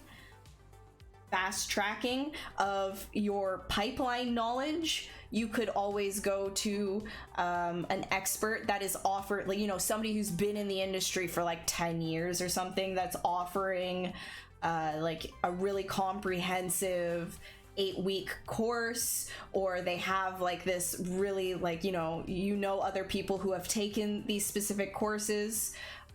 There's really great resources like flipped normals to help you out, like, you know, right on the bottom of the screen over there, Z Classroom, if you want to learn the tools of ZBrush. There's so many other streamers that can, you know, you can observe how they are working. They can't give you the skills that they have, but what we're doing here, right, like what all of us are doing from all of our different skill sets, is we're showing you our process, whether it be from sketching to final product. We're all showing you our process, so that it's your responsibility to take that and observe and analyze what we're doing and put it into your own workflow and adapt it in some way.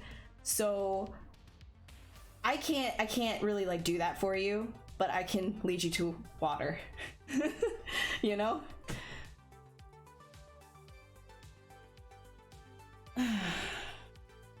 Would you recommend someone who only has experience with 3D character art to apply for 3D environment art jobs as well? Do you have any 3D environment art in your portfolio? If not, then sure, you can apply, but expect to just get slammed. right? Like you need to have examples in your portfolio. But I do believe that if you are an experienced 3D character artist, that you are capable of doing 3D environment art. It's just a lot more, it's many more assets and a bigger scale. So there's less time focused on each individual asset, and it's more of the overall big picture. So it's kind of a change, like it's a different way of thinking slightly, but you still have that technical skill. So it is a transferable skill. You just have to have the stuff in your portfolio. Spent the last 4 hours trying to get a face right. Sometimes it takes a long time, dude. And if you're not getting it, get up, take a break, refresh your eyes, come back to it when you see, and then you're going to be able to see things that you didn't see because your head was under the sand, essentially. Like the longer you work, this is a metaphor that I have, the longer I work, the deeper I'm putting my head into the sand, right? Longer I work, the blurrier my eyes get, and I can't see the things that are wrong with what I'm doing. That's why I like to do 4-hour working chunks, because then I could take a break, come back to it, and my eyes have kind of done a little bit of a reset. I haven't just been looking at this. I was looking at other things and thinking about other things, so that when I come back to this, the problems will jump out at me instead of me being under sand.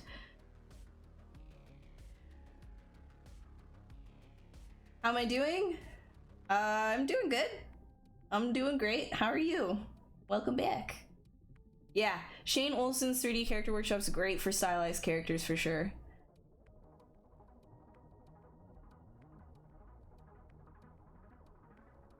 Path, crawl, walk, run, fly, take the steps naturally. Exactly, Brian. Thank you. Thank you for supporting me.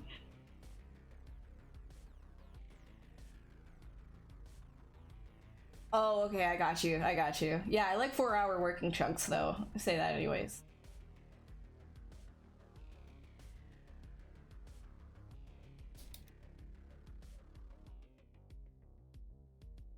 You want to get into the game industry as a generalist? If you want to get into the game industry as a generalist, you have to make sure that you know the pipeline inside and out. And you're likely not going to be in a AAA studio or even a AA studio. You're going to be, well, maybe like, you know, but you're going to be in a smaller, like probably you're going to get hired on with like an indie team. But usually bigger studios are looking for specialized people. And the larger the studio, the more specialized they're looking for, because they have so many people working on so many things.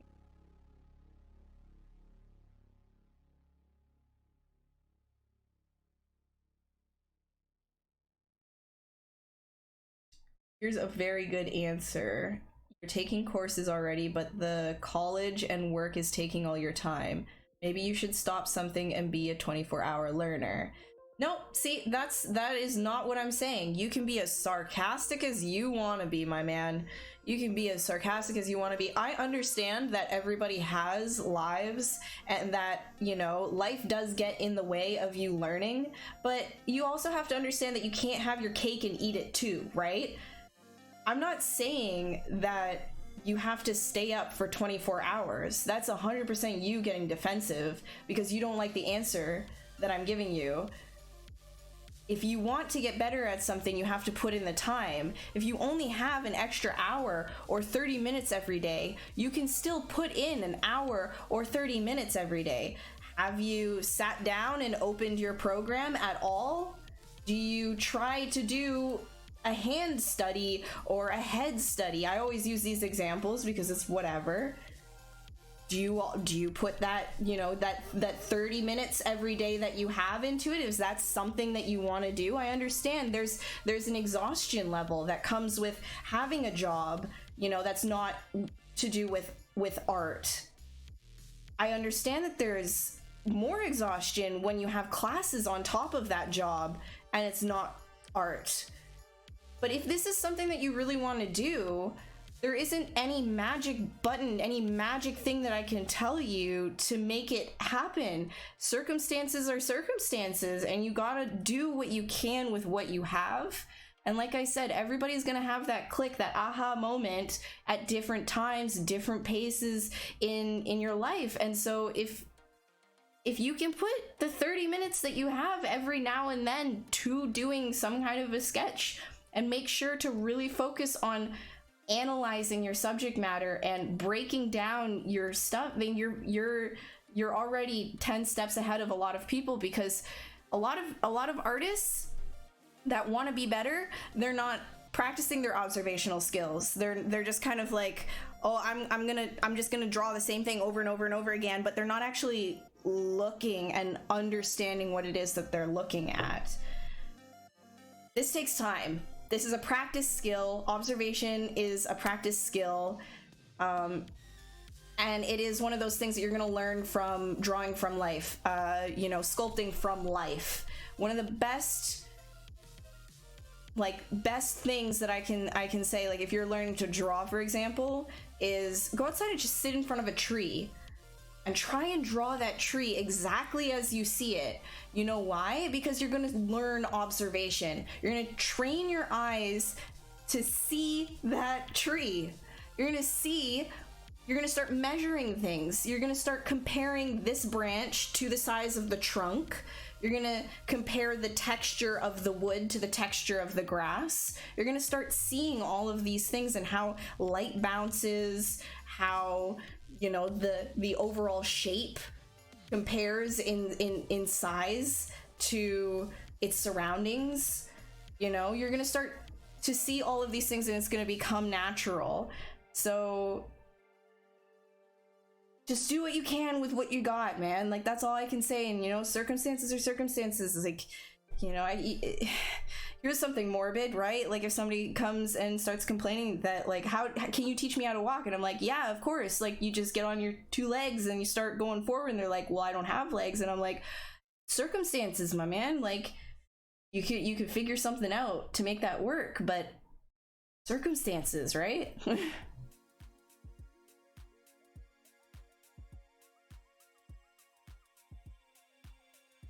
Oh, it was from a comic? Oh, gotcha, Dragon, yeah.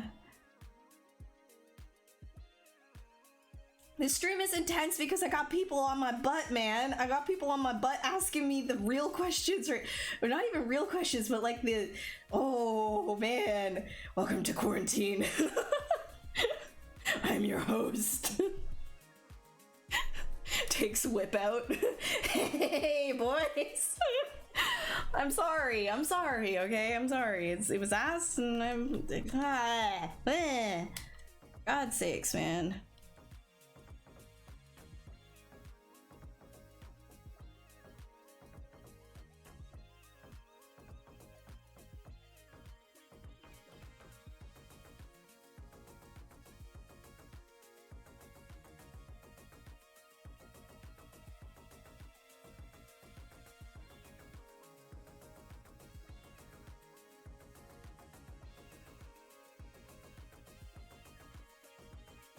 Honestly, like, if you are short on time, but you're still trying to learn this, like, let's say you've got kids and you have a full-time job at a grocery store or wherever, and you're also going to, or a part-time job at a grocery store while you're still, like, going to school, or you're working as a barista just to pay the bills or something like that, and you're going to school to get a degree in something, and you have to come home to your kids and, like, and deal with your kids and taking them to school in the morning and all this kind of stuff. Like, if your world is already full, but you freaking manage to get some of that artwork in there, you're like a superhuman, dude. Because you know how many people I know that are just sitting on their butts? Like, so many people that I know, including myself a lot of the time, is I have a lot of spare time. And I just kind of like, but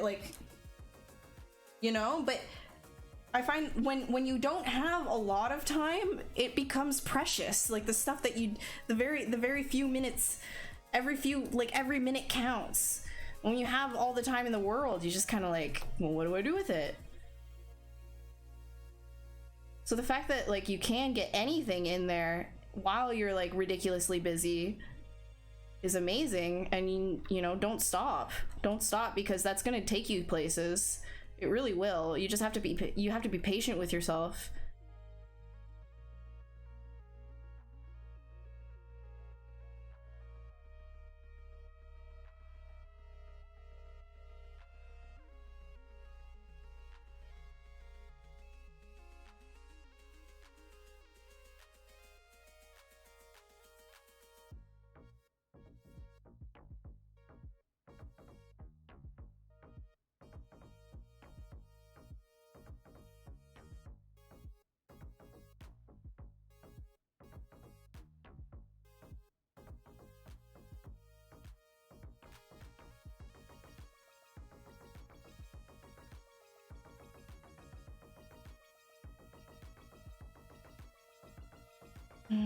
Let's get...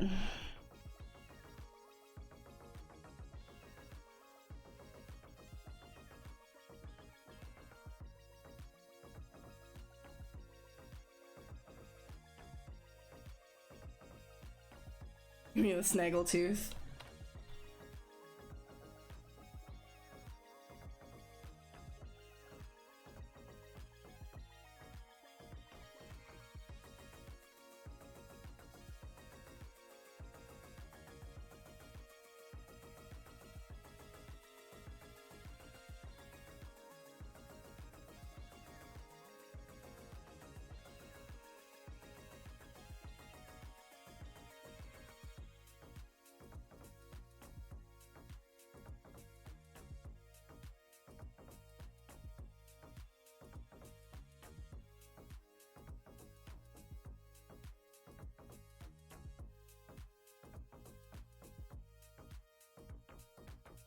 Oh boy, oh boy, oh boy, oh boy, I missed so much chat. Oh, my throat. Guys, oh my god, this is so much.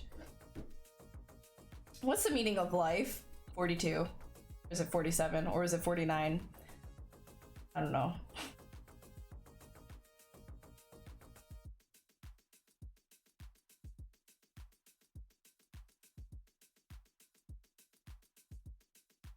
It's like Q&A here. I know. It's just like I'm sweating, man. Like, this is a lot. Oh, I feel like I'm in the hot seat right now. Like, I don't have all the answers. Just getting triggered. No, I understand, O'Day. I wasn't like... I'm going off. Do I work with Substance Painter? If so, you're trying to render a head you made with SSS, but then you turn on. No matter how much I turn on the opacity, it looks like just SSS without any texture that you put on it, or it looks like my texture is covered in a exotic sac. Ooh, I'm not sure. I haven't had that issue with SSS. Amniotic sac. I mean, is that a bad thing? I guess if it's supposed to be a realistic head, like, and not be weird. This, you know, somebody's, oh, geez, I won't be able to answer that one for you, unfortunately. Other people that use, other streamers that use Substance Painter, though, that might have an answer for you. Mike Pavlovich might have an answer for you. Brendan, Isaiah Bankston might have an answer for you.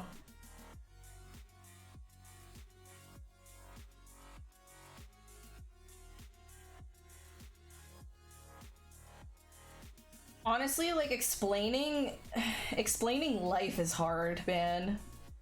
Do you have any advice for finding clients as a freelance digital artist? You only have one so far and it comes and goes. Any advice? Expect everything. No matter what, you're gonna have dry spells. Like, you're going to have dry spells, and don't be afraid of them. But when you are making money, try and be a chipmunk and kind of like hoard it, right? Like, put it away, and you can spend if you're making money. This is my sort of philosophy with freelance. You're allowed to spend money and go out and do things if you have work coming in. You don't, stay home, do art, play games, whatever, but don't spend your money. Just chipmunk it and make sure that it's okay until you start making money again. Because there are dry spells and it's easy to just like blow through your savings as a freelancer. And you also have to be prepared for taxes, because taxes are crazy. They're crazy, and it kind of comes out of nowhere, and you're like, oh, I don't have enough expenses, I didn't buy enough like, so crazy things happen as a freelancer. And then also another thing people probably won't tell you is as your sole proprietor, depending on where you live in the world, but a lot of places end up having to pay quarterly payments to the government instead of a final payment for taxes at the end of the year. Why this is troubling for paycheck to paycheck freelancers is because it's based on the last 2 years of income, at least here in Quebec. It's based on the last 2 years of income that you've had. So if you did really well the last 2 years, and then your third year, which is now your quarterly years, you're not doing so well, and your clients are like, oh yeah, no, we don't have any like productions available or anything like that, and you didn't chipmunk, you didn't save your money from the last 2 years, you're gonna be in trouble, because those quarterly payments are based on the last 2 years of income, not this year that you're struggling. So keep that in mind as well. So when you're getting into freelance, you are 100% responsible for your income and saving that so that the government will get off your butt. Keep that in mind. Very important. And in terms of getting clients, the best way that you can get clients, the only way that I know how to get clients, how to start getting clients, is via a network. What's the best way to get a network? Work in a studio, bigger studio, and get to know a lot of people there and work with them really well, do a really good job. And then when you leave, you have a lot of friends, and tell them you're a freelancer or whatever, and then your word of mouth will get around, and you'll start getting more work. Essentially, a lot of the clients that I have, it's from word of mouth, it's from network, it's from producers who trust me, who've worked with me before. They have other friends in the industry, like art directors or whatever, who hear through the grapevine or whatever, I need this artist right now, and they're like, I have a list of freelancers that I trust, and then they give them, like, it's word of mouth, right? So that's sort of what it is.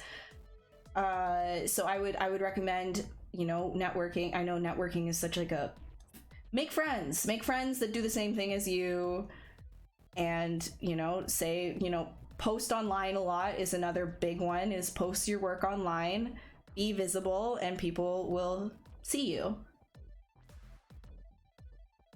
Oh, you gotta.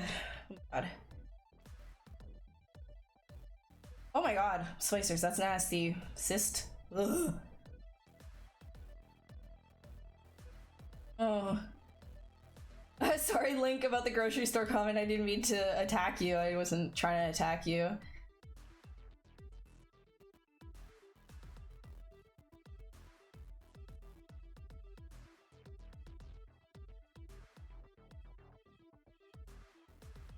Is there anything I need to get off my chest? This is an intense stream and all? No, I'm good, man. my throat's like getting at me though. This is a lot of talking. We've been doing a lot of talking. Oh my god, I'm catching up, man. Oh, TS is here. Tomas is here. Guys, go check out TS Whittlebach. His stuff is amazing. He does really great jewelry stuff. He also does critique sessions, question mark. I think he still does critique questions.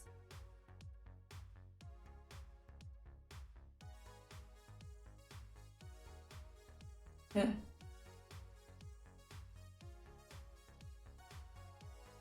We have twice the Monty time per stream going forward.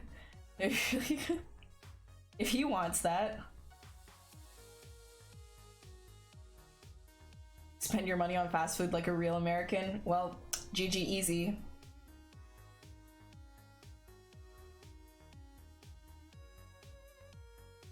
$20% of all income away as soon as it comes in. Here I get like it's like so the tax is so high. I put away more than 20% personally.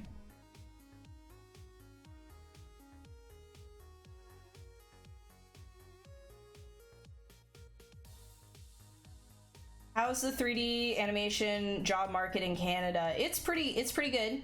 It's pretty good. A lot, like, your hotspots are gonna be Quebec for sure. Like Quebec, Montreal specifically is like a huge hotspot. Then it's Vancouver, and then it's Toronto.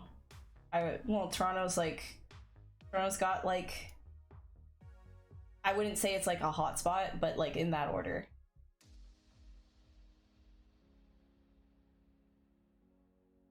Yeah, exactly. See, the master speaks. He's been doing freelance. Tomas has been doing freelance for like ever.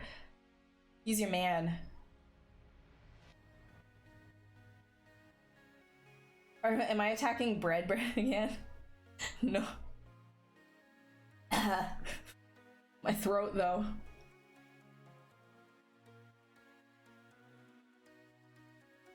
The Venus flytrap video? Caleb City! Caleb City! Bro, it's my favorite. It's my favorite YouTube video of all time. Caleb City. I'm gonna just link it. Hold on. Where is it?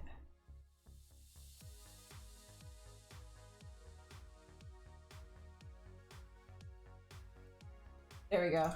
Here. Enjoy.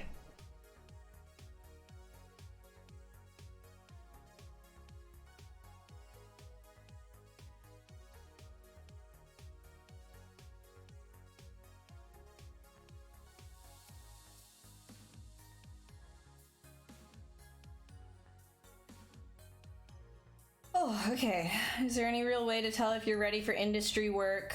You know, you're not quite there, but you feel like your teachers are really nice about criticism. Get yourself another teacher that's not so nice. You know?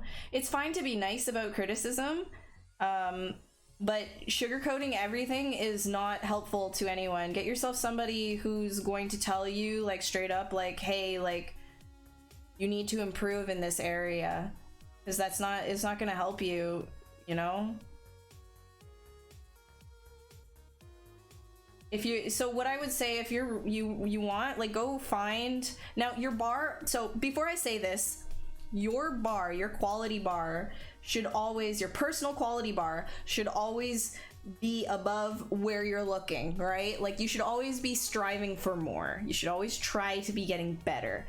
But to know if you're ready for industry work, go on ArtStation and look up other juniors' portfolios. Go and look up other junior artist portfolios, looking at, you know, the studios that they are working at, the ones that you're interested in. Look at what the level of their artwork is. Are you on par? Are you approaching that? Then you good.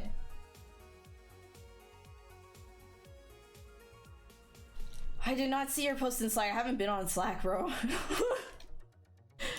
I'm like never on that. The only time I'm on that is to just kind of like send Kyle stuff. Oh my god, my throat, bro. I've been talking so much. Join Mondays. Yes, join him on Mondays. Oh man. I gotta work. I haven't done anything. I'm so behind. Dude, that video is like the best thing. That's my soundbite. Anytime somebody sends me like a donation, which I haven't like streamed on my own channel for like forever. Anytime somebody used to send me a donation, it used to be like, you crazy? You crazy?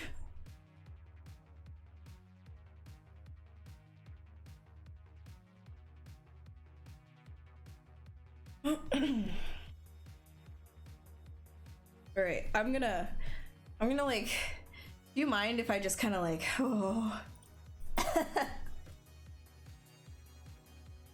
Hey, Sneak.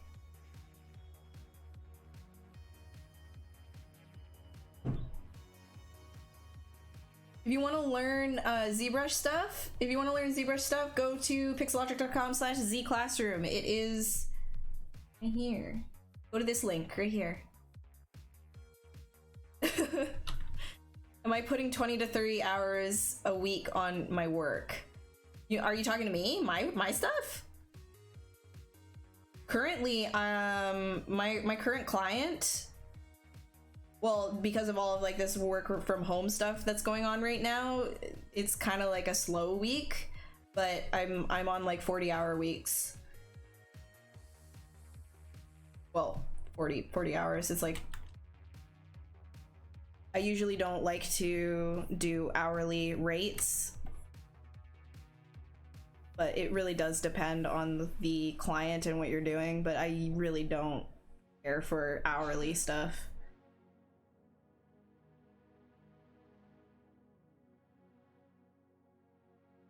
Day rate or overall rate or bust?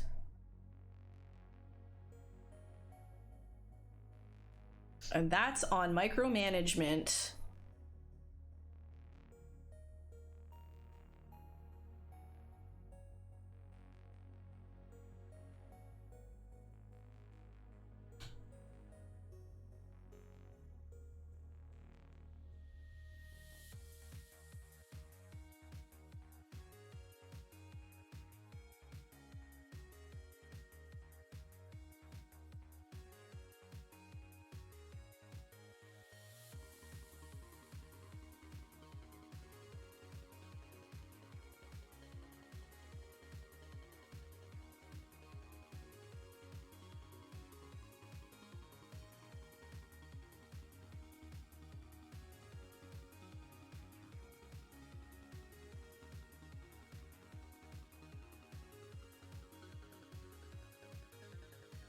Yeah, exactly. Oh, yeah. Okay, fair.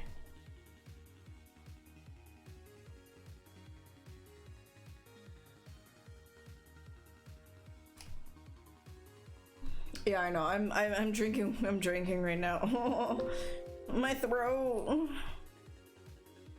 My god, we only have an hour left. I've barely done anything. Just been like freaking talking so much. I'm talking.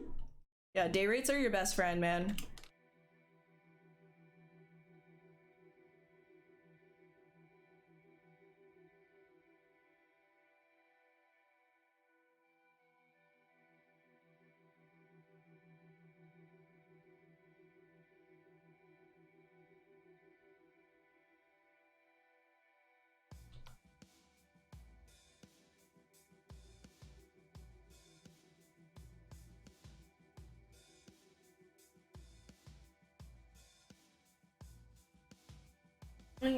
Is this for a client? Nah, this is for funsies. This is for funsies, and I've barely done anything.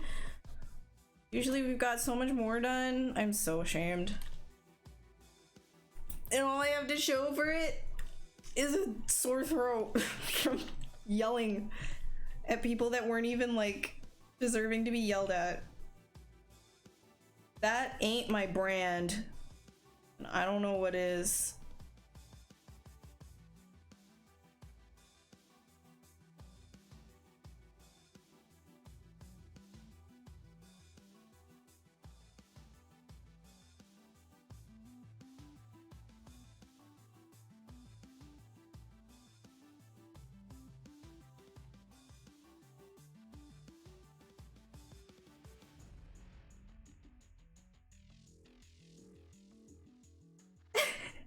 But it's just like, it's one of those things where you gotta talk, right? Whatever.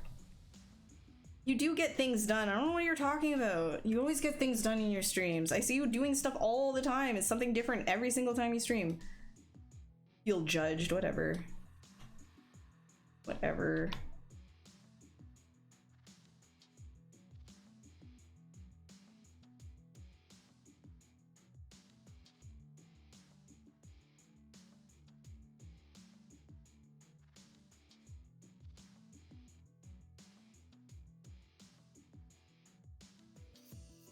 SCP, yeah. Am I drunk? No. No, if I was drunk, I would be actually making your ears bleed. I'm not a chill drunk. So, good thing I don't drink on stream. Good thing I just don't drink usually. I cannot handle my alcohol. I am a lightweight.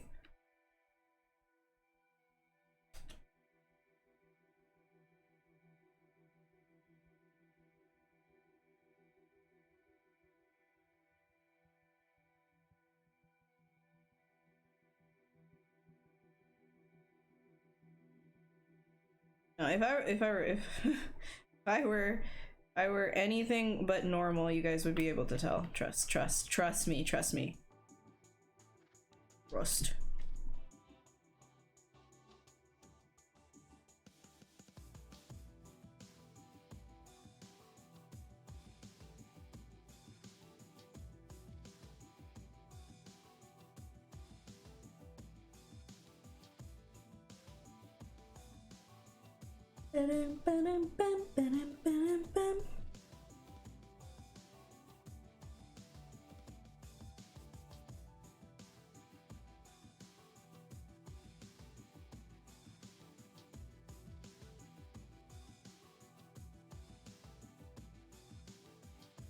Bro, I'm not. Oh my god, why? Oh, you're being. Oh my god, you want me to go on Slack right now? Is that what you want?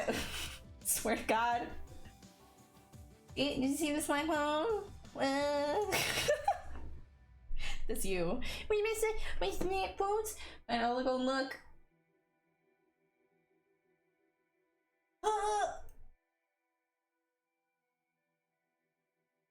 Oh, the exquisite corpse thing. What do you what exactly do you need? You need me to make something for you? When do you need this by?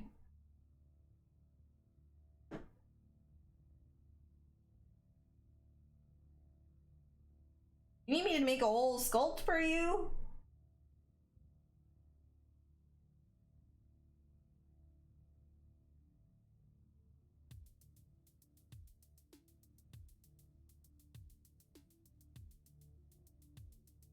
Or, okay, so you're providing the keys. Say what? Well, am I? I don't know. What do I have to do? I'm trying to, like, read and, like, read at the same time. Reading's hard.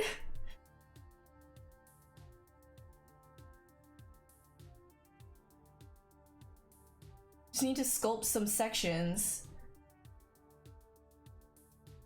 Like different sections? Like each one needs to be different? Bruh. Bro, why you put me on the spot like this? You do that.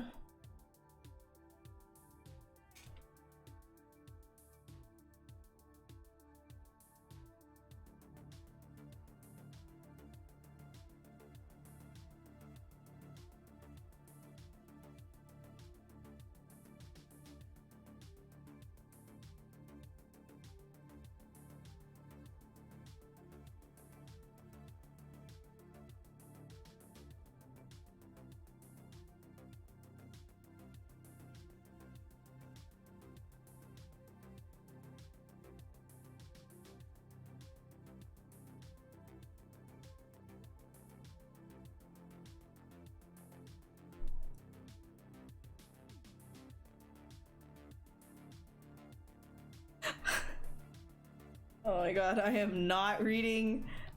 I am not giving you an answer right now. Not doing it. I'm not giving you an answer right now. Nope. I'm gonna sculpt. No answer.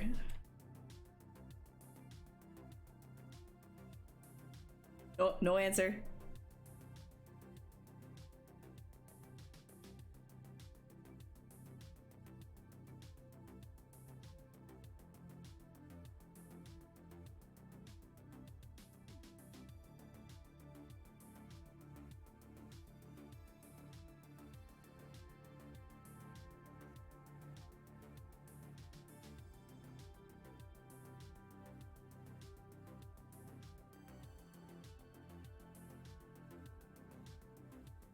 Ooh.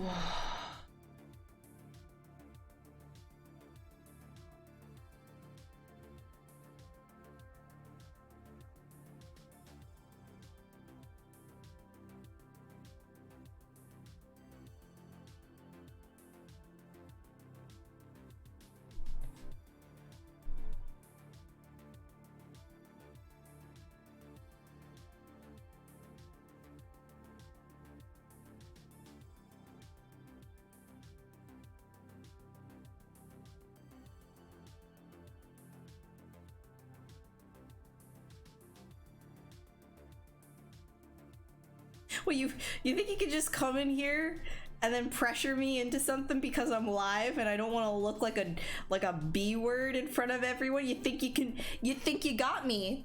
You think you got me all figured out? Then I'll just be like, yes, Thomas, I'll give you an answer right now. Nice try. It ain't happening. I refuse.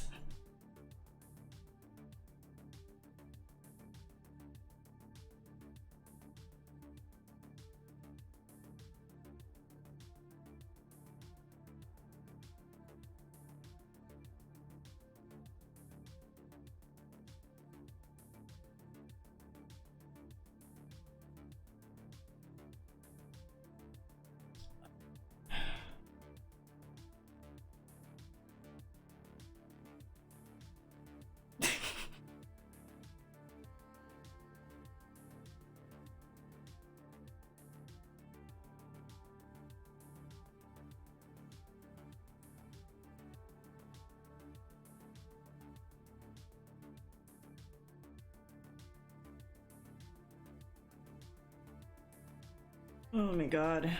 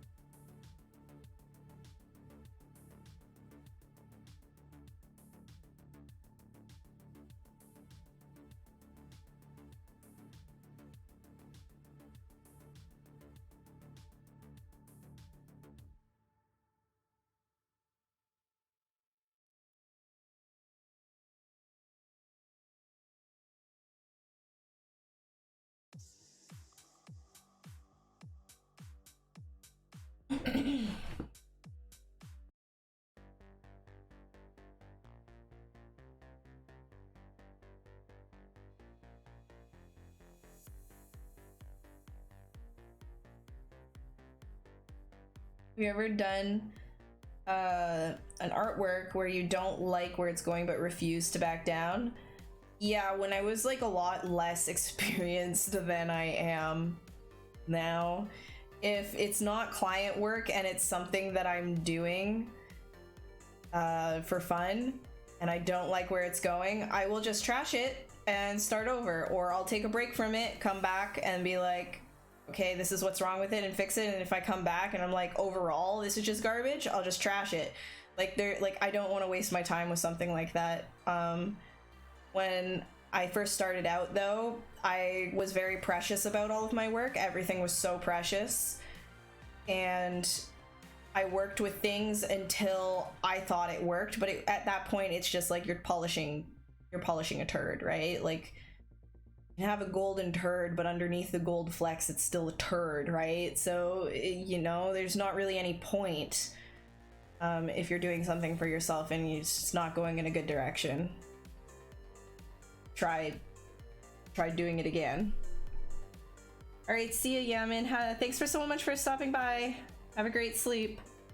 Yeah, everything's canceled. I kind of figured that would happen. Probably gonna happen with like literally every event. Hey, Sunflower. Never let raccoons trick you into trusting them with the briefcase. $60 tablet. Yeah, for sculpting you don't need like a really crazy expensive tablet, especially when you're just starting off. How's life so far? So far, at my chipper young age, it's great. What life will be like in another 10 years? Hopefully still great. Hopefully even better. But so far it's great.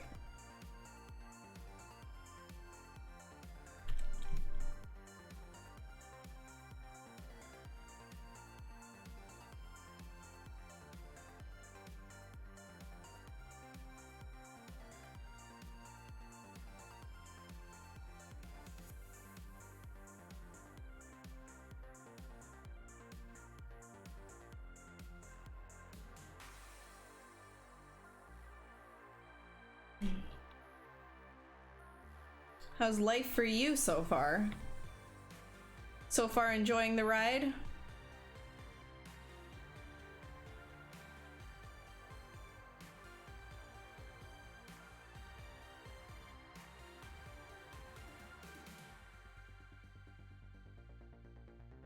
Honestly, I'm just glad that as a sack of blood, flesh and feces, to be able to experience pain and joy, such a blessing.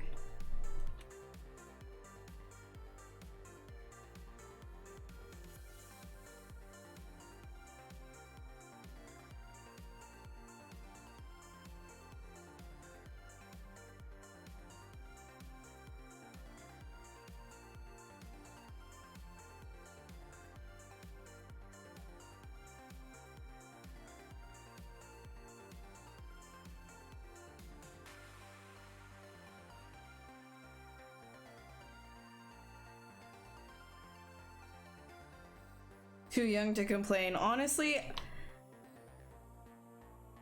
I don't know if I mean, like, I understand, like, yeah, the pains and like everything will start to happen.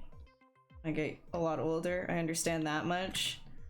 But at the same time, isn't it wonderful that you can even feel pain? I mean, you're made out of the same stuff as rocks are. You really break it down and simplify. Everything on this planet is it's got the same origin. Isn't it amazing that you can function and feel that pain? That's your body's response?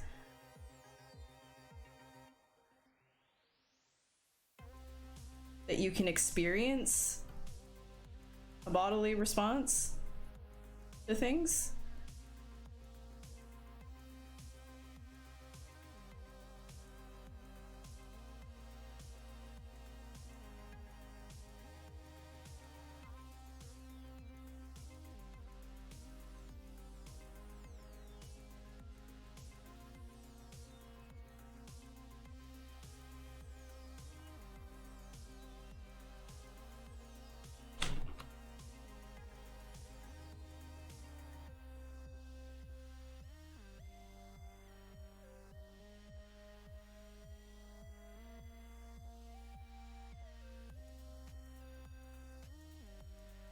Hey, Meow. Oh my god, Alice, you're still here. I'm sorry for everything.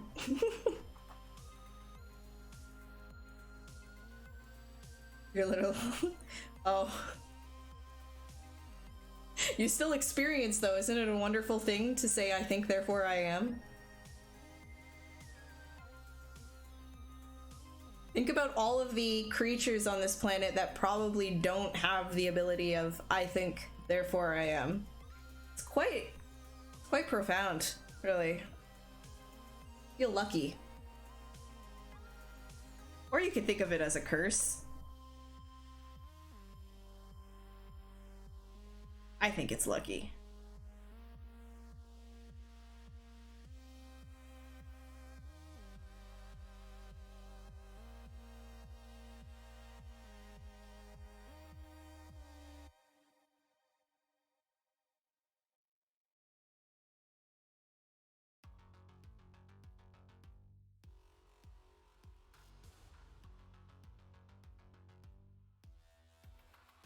Hi again, Sunflower from Argentina. Hello for the third time. I was, therefore I might. Well, I mean, if you're considering yourself dead already, you no longer exist.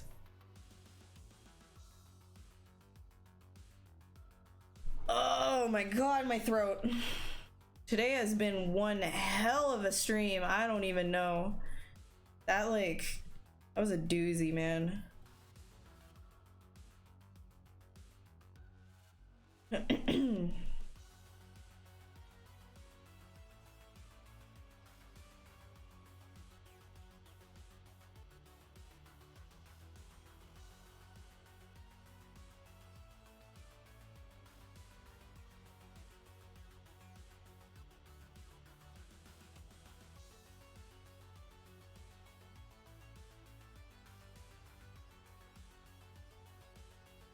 Oi! Bruh! Buh! Buh! Buh! Buh!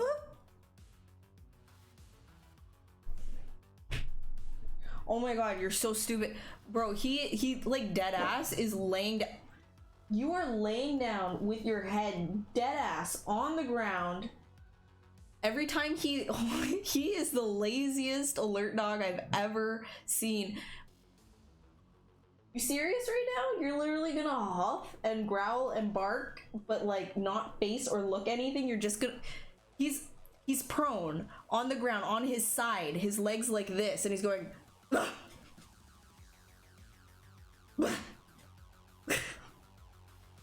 Like, wait, hold on. Can you actually see? Like, oh, now he's sitting up, I think. Wait. No, the second I move, he's gonna get up. Wait, hold on. Let's see if like, wait, would it be over here? He's like laying on the ground. He's so Monty. Monty.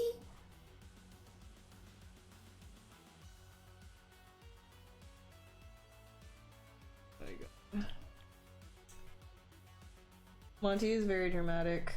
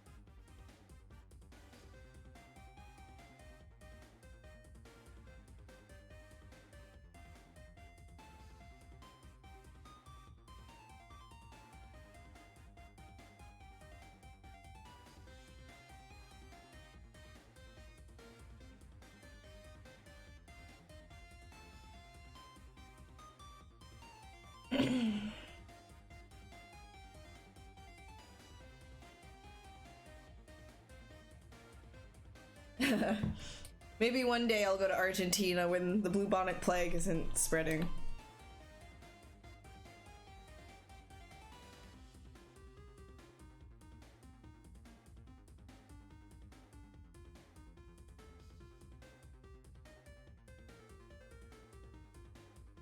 We're all busy here, creating the next renaissance in our rooms.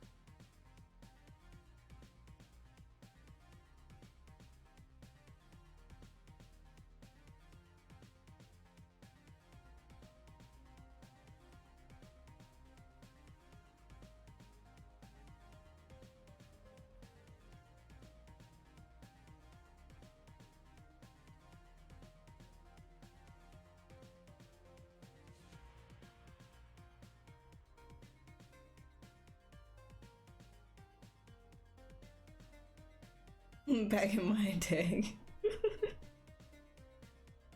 uh...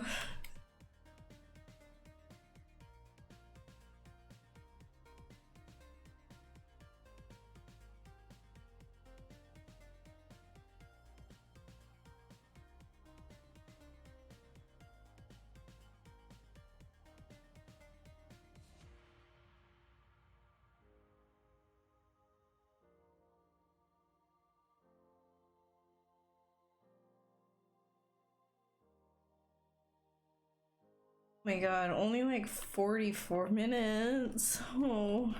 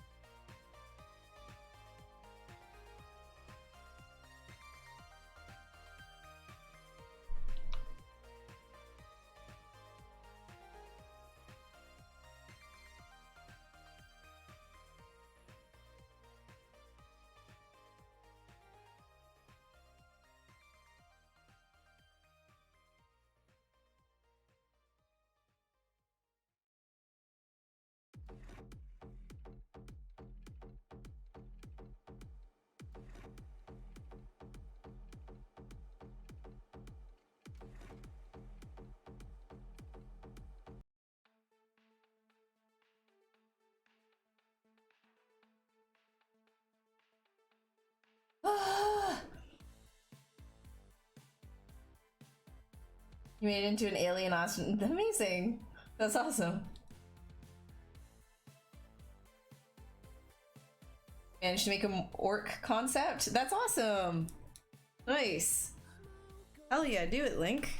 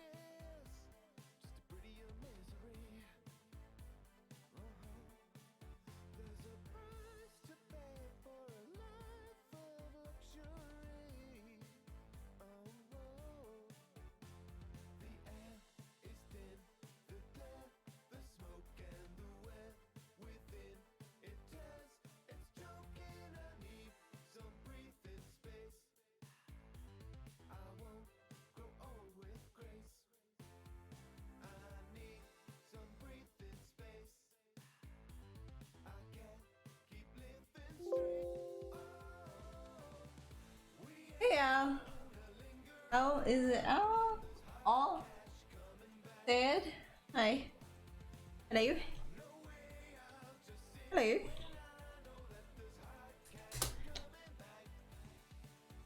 Ooh. Apologies for my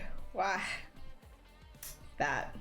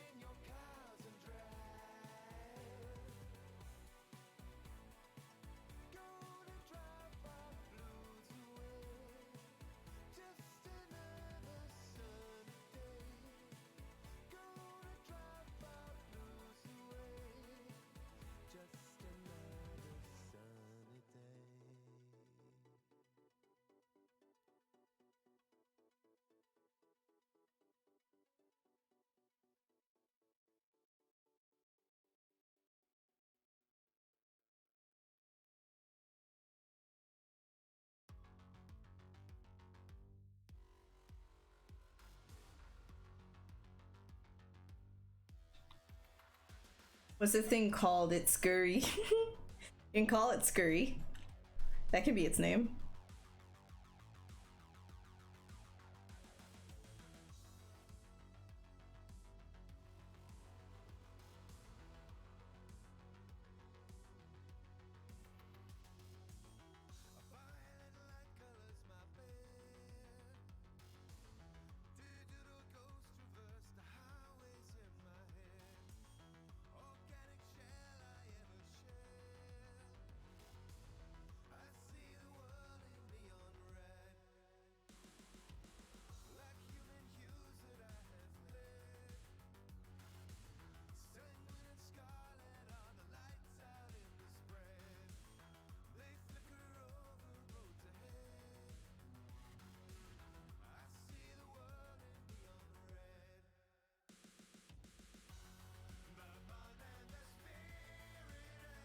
A wild scurry appears. Thanks.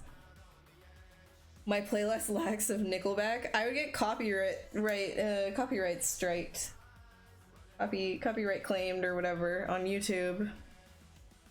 Like, Pixlogic would not be having a good time. All the streams would be muted if we used Nickelback. These are all like copyright free songs. I'm using Pretzel Rocks.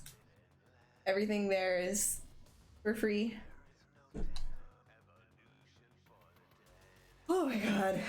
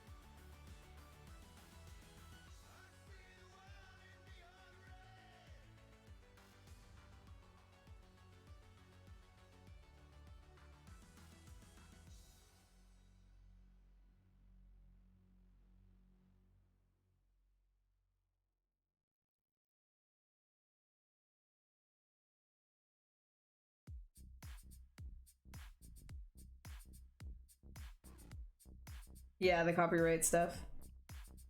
Hey, no worries for being late, man. You missed all of the absolute nonsense that... Why does the same song keep coming? Not that. Yeah, it's, lots of Miracle of Sound is in this. And also, like, yeah, don't worry about being late. You missed the stupid that I was for... Hack your grocery store's radio. Oh man, you're on the front lines, man. Keep doing the good job. Keep washing your hands.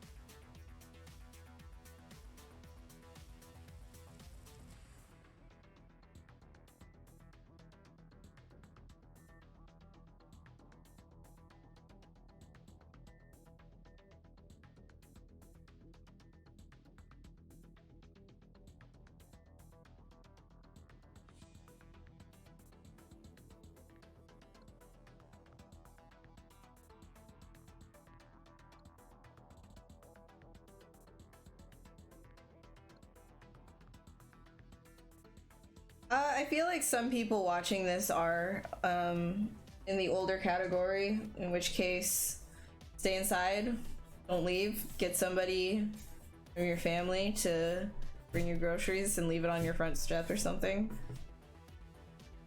Otherwise, you're risking yourself. Don't do it. And to everybody else, you can be a carrier of this and not know that you have it and transfer it over. Like, you can be asymptomatic and still transfer the illness, so don't, you know, if you're young and you're asymptomatic, don't think that you can't still transfer it to your grandparents or another person that is immunocompromised or what have you, because some people, they have it, but they're not going to show symptoms, so keep that in mind as well. So just stay away from people. Just isolate yourself.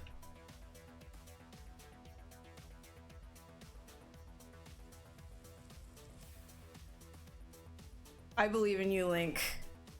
I believe in you.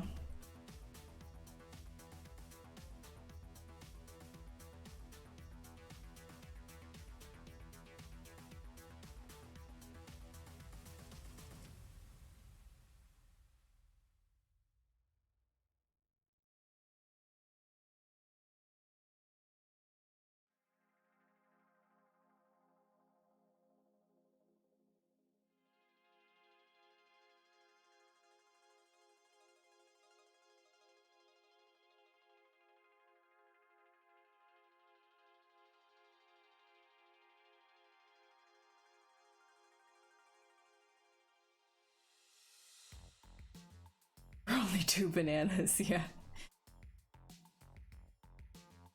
Yeah, and even still, like the 5 days can pass and some people can be asymptomatic for like 14 days or something, and it can still like jump. So be mindful of that. Be mindful that you may be carrying right now and you won't know it, and that you could be contagious right now and not know it, and be mindful of that. So don't be like, you know, licking strangers' faces and things. Stay home and wash your hands.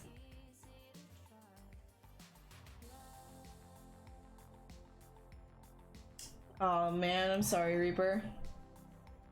I hope that it's the regular flu. That would be nice.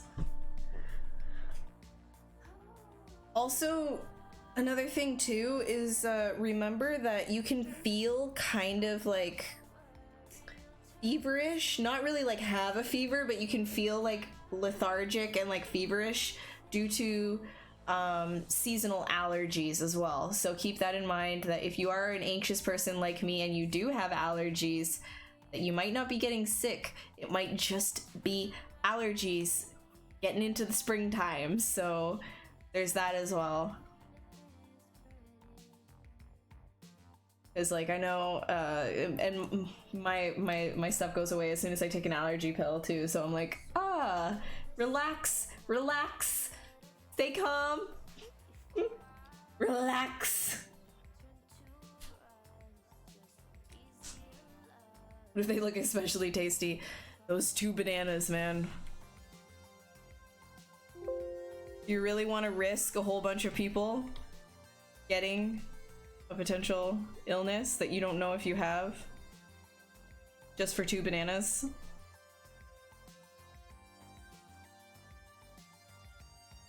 I say no. I say nay. I say stay home.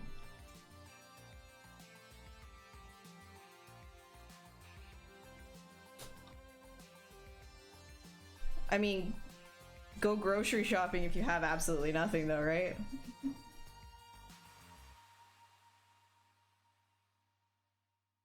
Oops.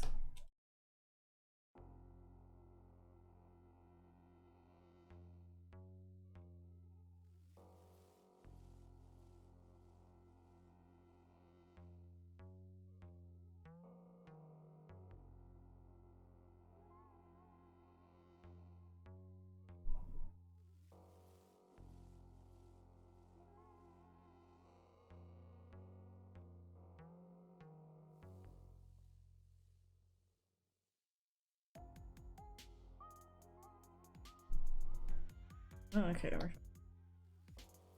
Eh?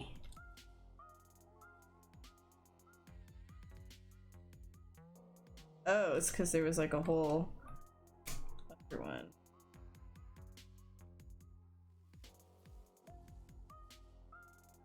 Bad.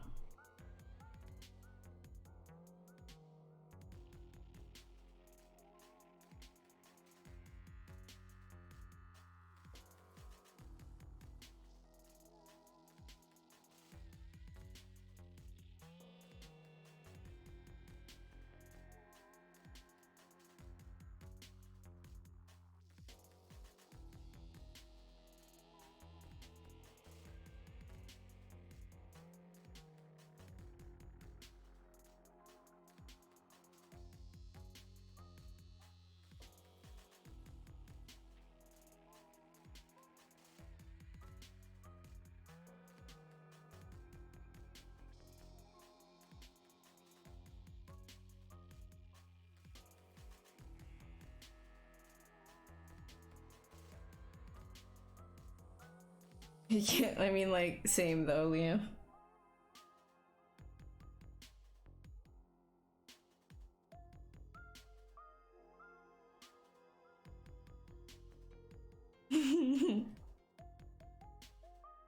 I mean, right now I think Uber Eats and maybe is it Fedora? I don't know, but Uber Eats is like waiving all delivery fees right now. I don't know, like, I don't know if that's such a wise idea in itself because delivery people are going from door to door anyways. So it's like, is that really social distancing?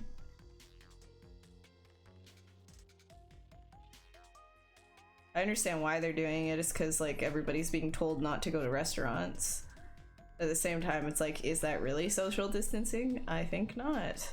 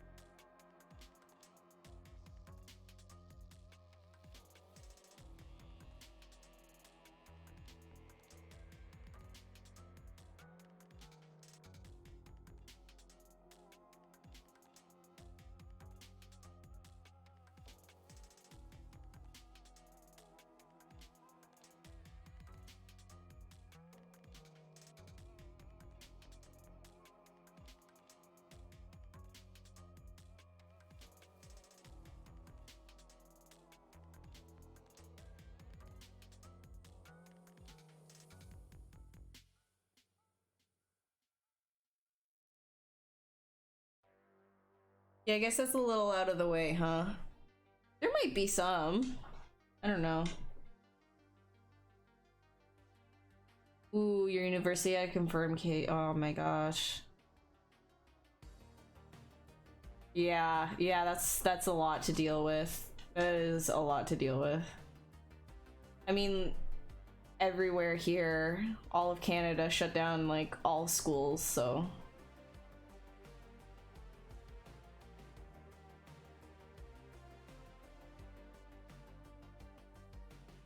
I mean, if it was like a hard hard set, like everybody cannot leave at all, then yeah, it would level out. And don't jinx it, man. Don't jinx it, Liam. Don't jinx that.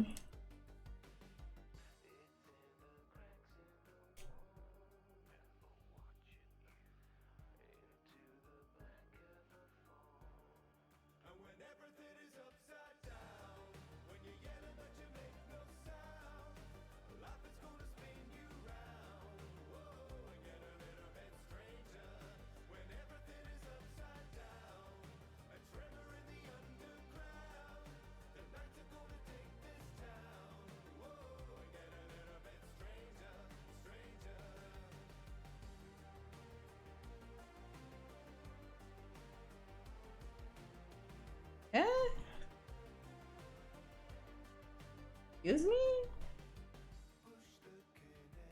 Did I accidentally delete the I probably did, yeah.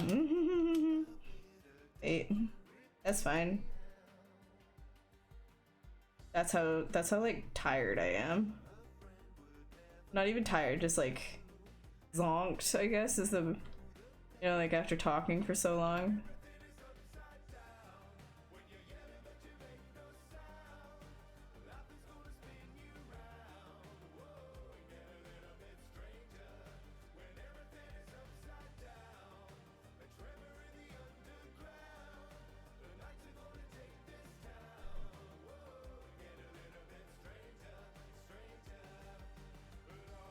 You think a history with my world? You mean, can I make like a world with my creatures? I mean, that would be pretty fun. I haven't done that yet though, but it would be pretty fun. Yeah, Miracle of Sound, they're great. Yeah, I'm worried about America, man. Like, there's so many. I really hope everybody's gonna be okay. I know people won't be, but I still, I don't know, man.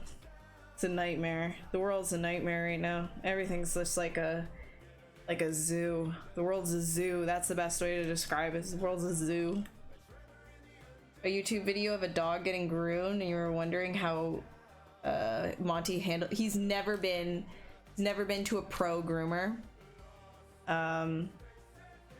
Because he doesn't like it when other people handle him. Like, even the vet, when we go to the vet, they like, he's never hurt anyone. He's never even bared his teeth or anything at anyone.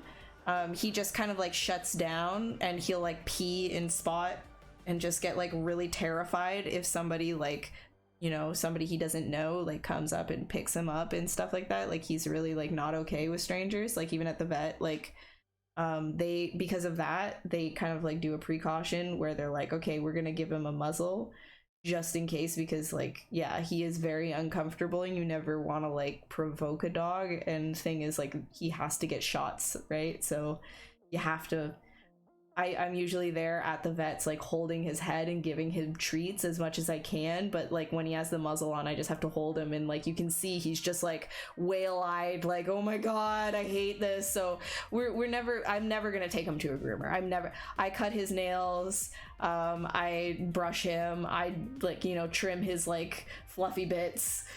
I do all of that. Like, he doesn't need to go through that stress, you know what I mean? Like, he's already like, he's getting a lot better with people in general, but there's no way in hell he would handle a professional groomer. There's no way. It would take so long to train him to be okay with that, and I just don't have the money to sink into that at all. Because like, we even, like, you know, for when we're going to be leaving town, which is not going to be anytime soon or anything, but we have like a dog babysitter, essentially, right, that will come over to our place and just kind of dog sit while we're gone. And even that, it's like we have to pay her per visit that she comes, and we've already had to pay her for like 5 visits just so that Monty could like get acclimated to her. And we haven't even tried leaving him for more than an hour yet, so. It is what it is.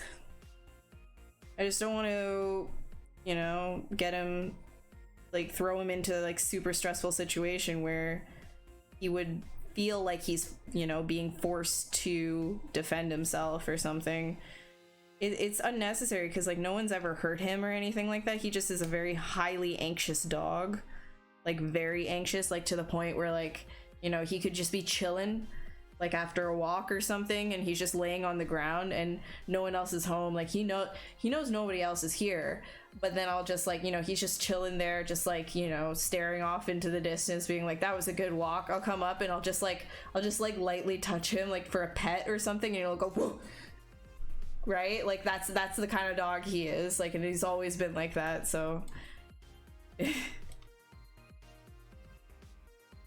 I don't want to make him more anxious than he already is, essentially. So no pro groomer for him.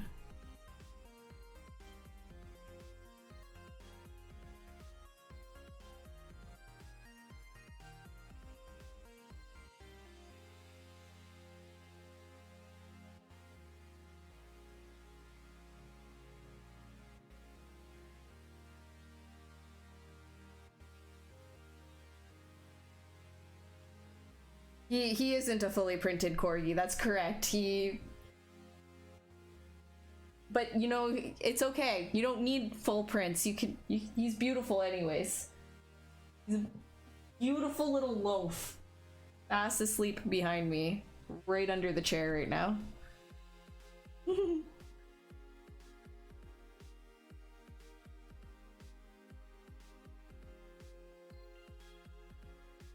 We're all animals, I agree.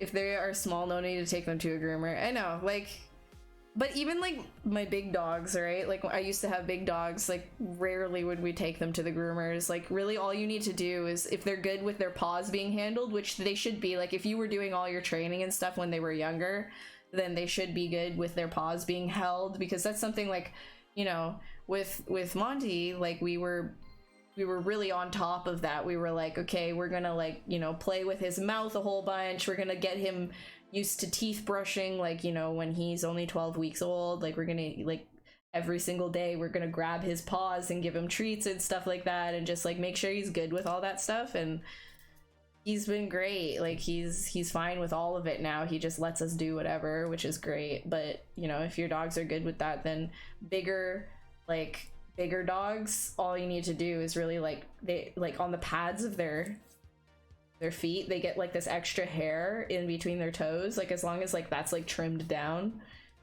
And like for golden retrievers too, I used to have goldens, is like their butt fur gets like really long, like luscious locks coming out of their of their butt cheeks. You gotta cut that. And like otherwise it's pretty much fine, right? Oh, their stomach too. Their stomach kind of like hangs hair down. You notice exactly the parts that you need to trim when your dog jumps in the lake and then gets out, and it's just like, it's like hanging from them.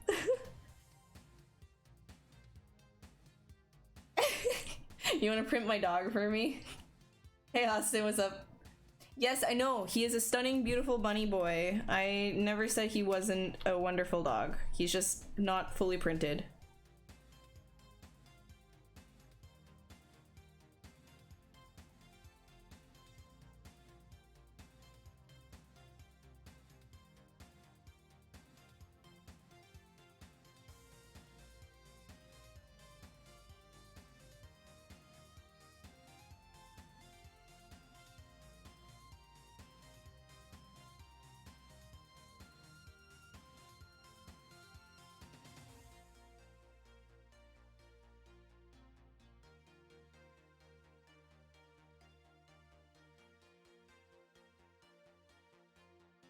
Yeah, for sure. I'm gonna be done in 7 minutes. Oh my gosh.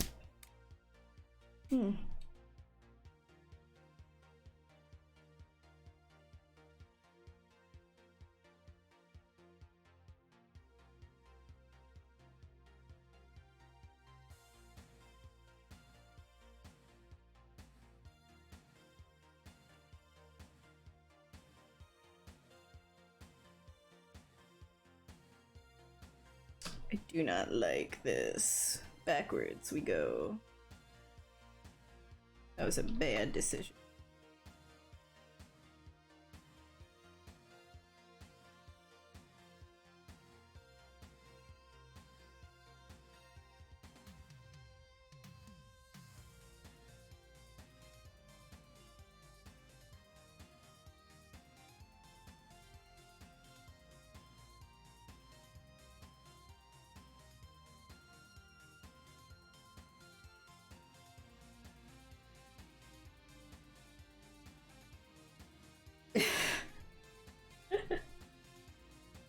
Yeah, I know, sorry, Thunder.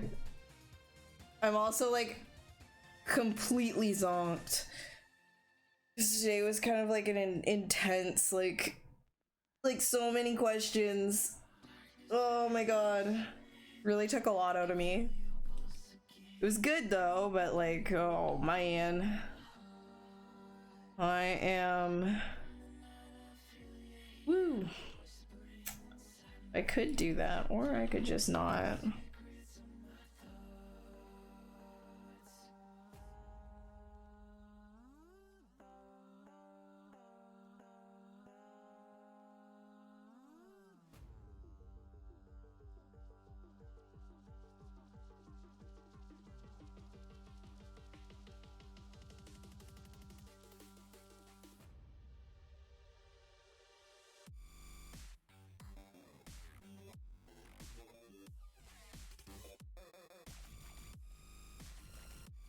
Eh.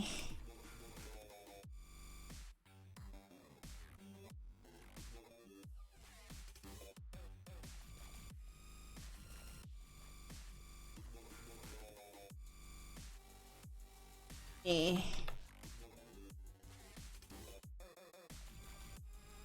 Zoink, literally. Lazy mouse, I know. I know, it's life. Lazy mouse. Ooh.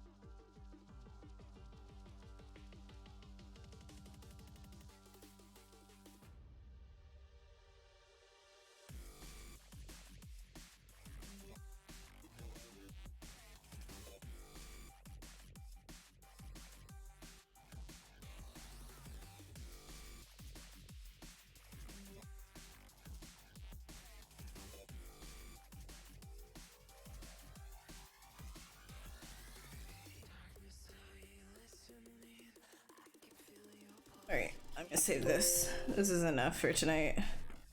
This is quite enough for tonight.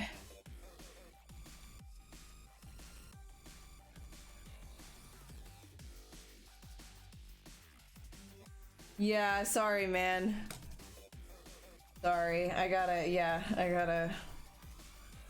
skedaddles. I'm super zonked right now. There's my socials, and here's gonna be... Yeah, I gotta I'll put them on screen. I can grab the eyeballs. So, boom. Boom. Oh. Okay, I'll try that again. Guess I gotta do it tiny, huh? I probably have to do it like this. I'll do... Boom. Do.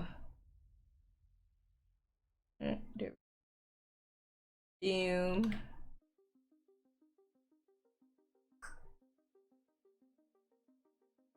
Boom. I feel like that's fine. That's fine. One more hour for the quarantine, bro. I'm like so dead. It would not be entertaining. I promise you, it would not be entertaining. Like, my head is hurting, my throat is hurting, my heart is hurting, everything is hurting. Okay, my spirit is hurting. I can't do this. I'm gonna get off. But socials are on the screen, but I'll also copy paste them in case you want to follow me wherever the hell. And if you're not already following Pixelogic, please follow Pixelogic, because there are so many other amazing streamers on this channel, and you get to learn from a really wide variety of people with different skill sets. So follow Pixelogic for more streams. Literally in an hour from now, there's going to be another stream, so stay tuned for that.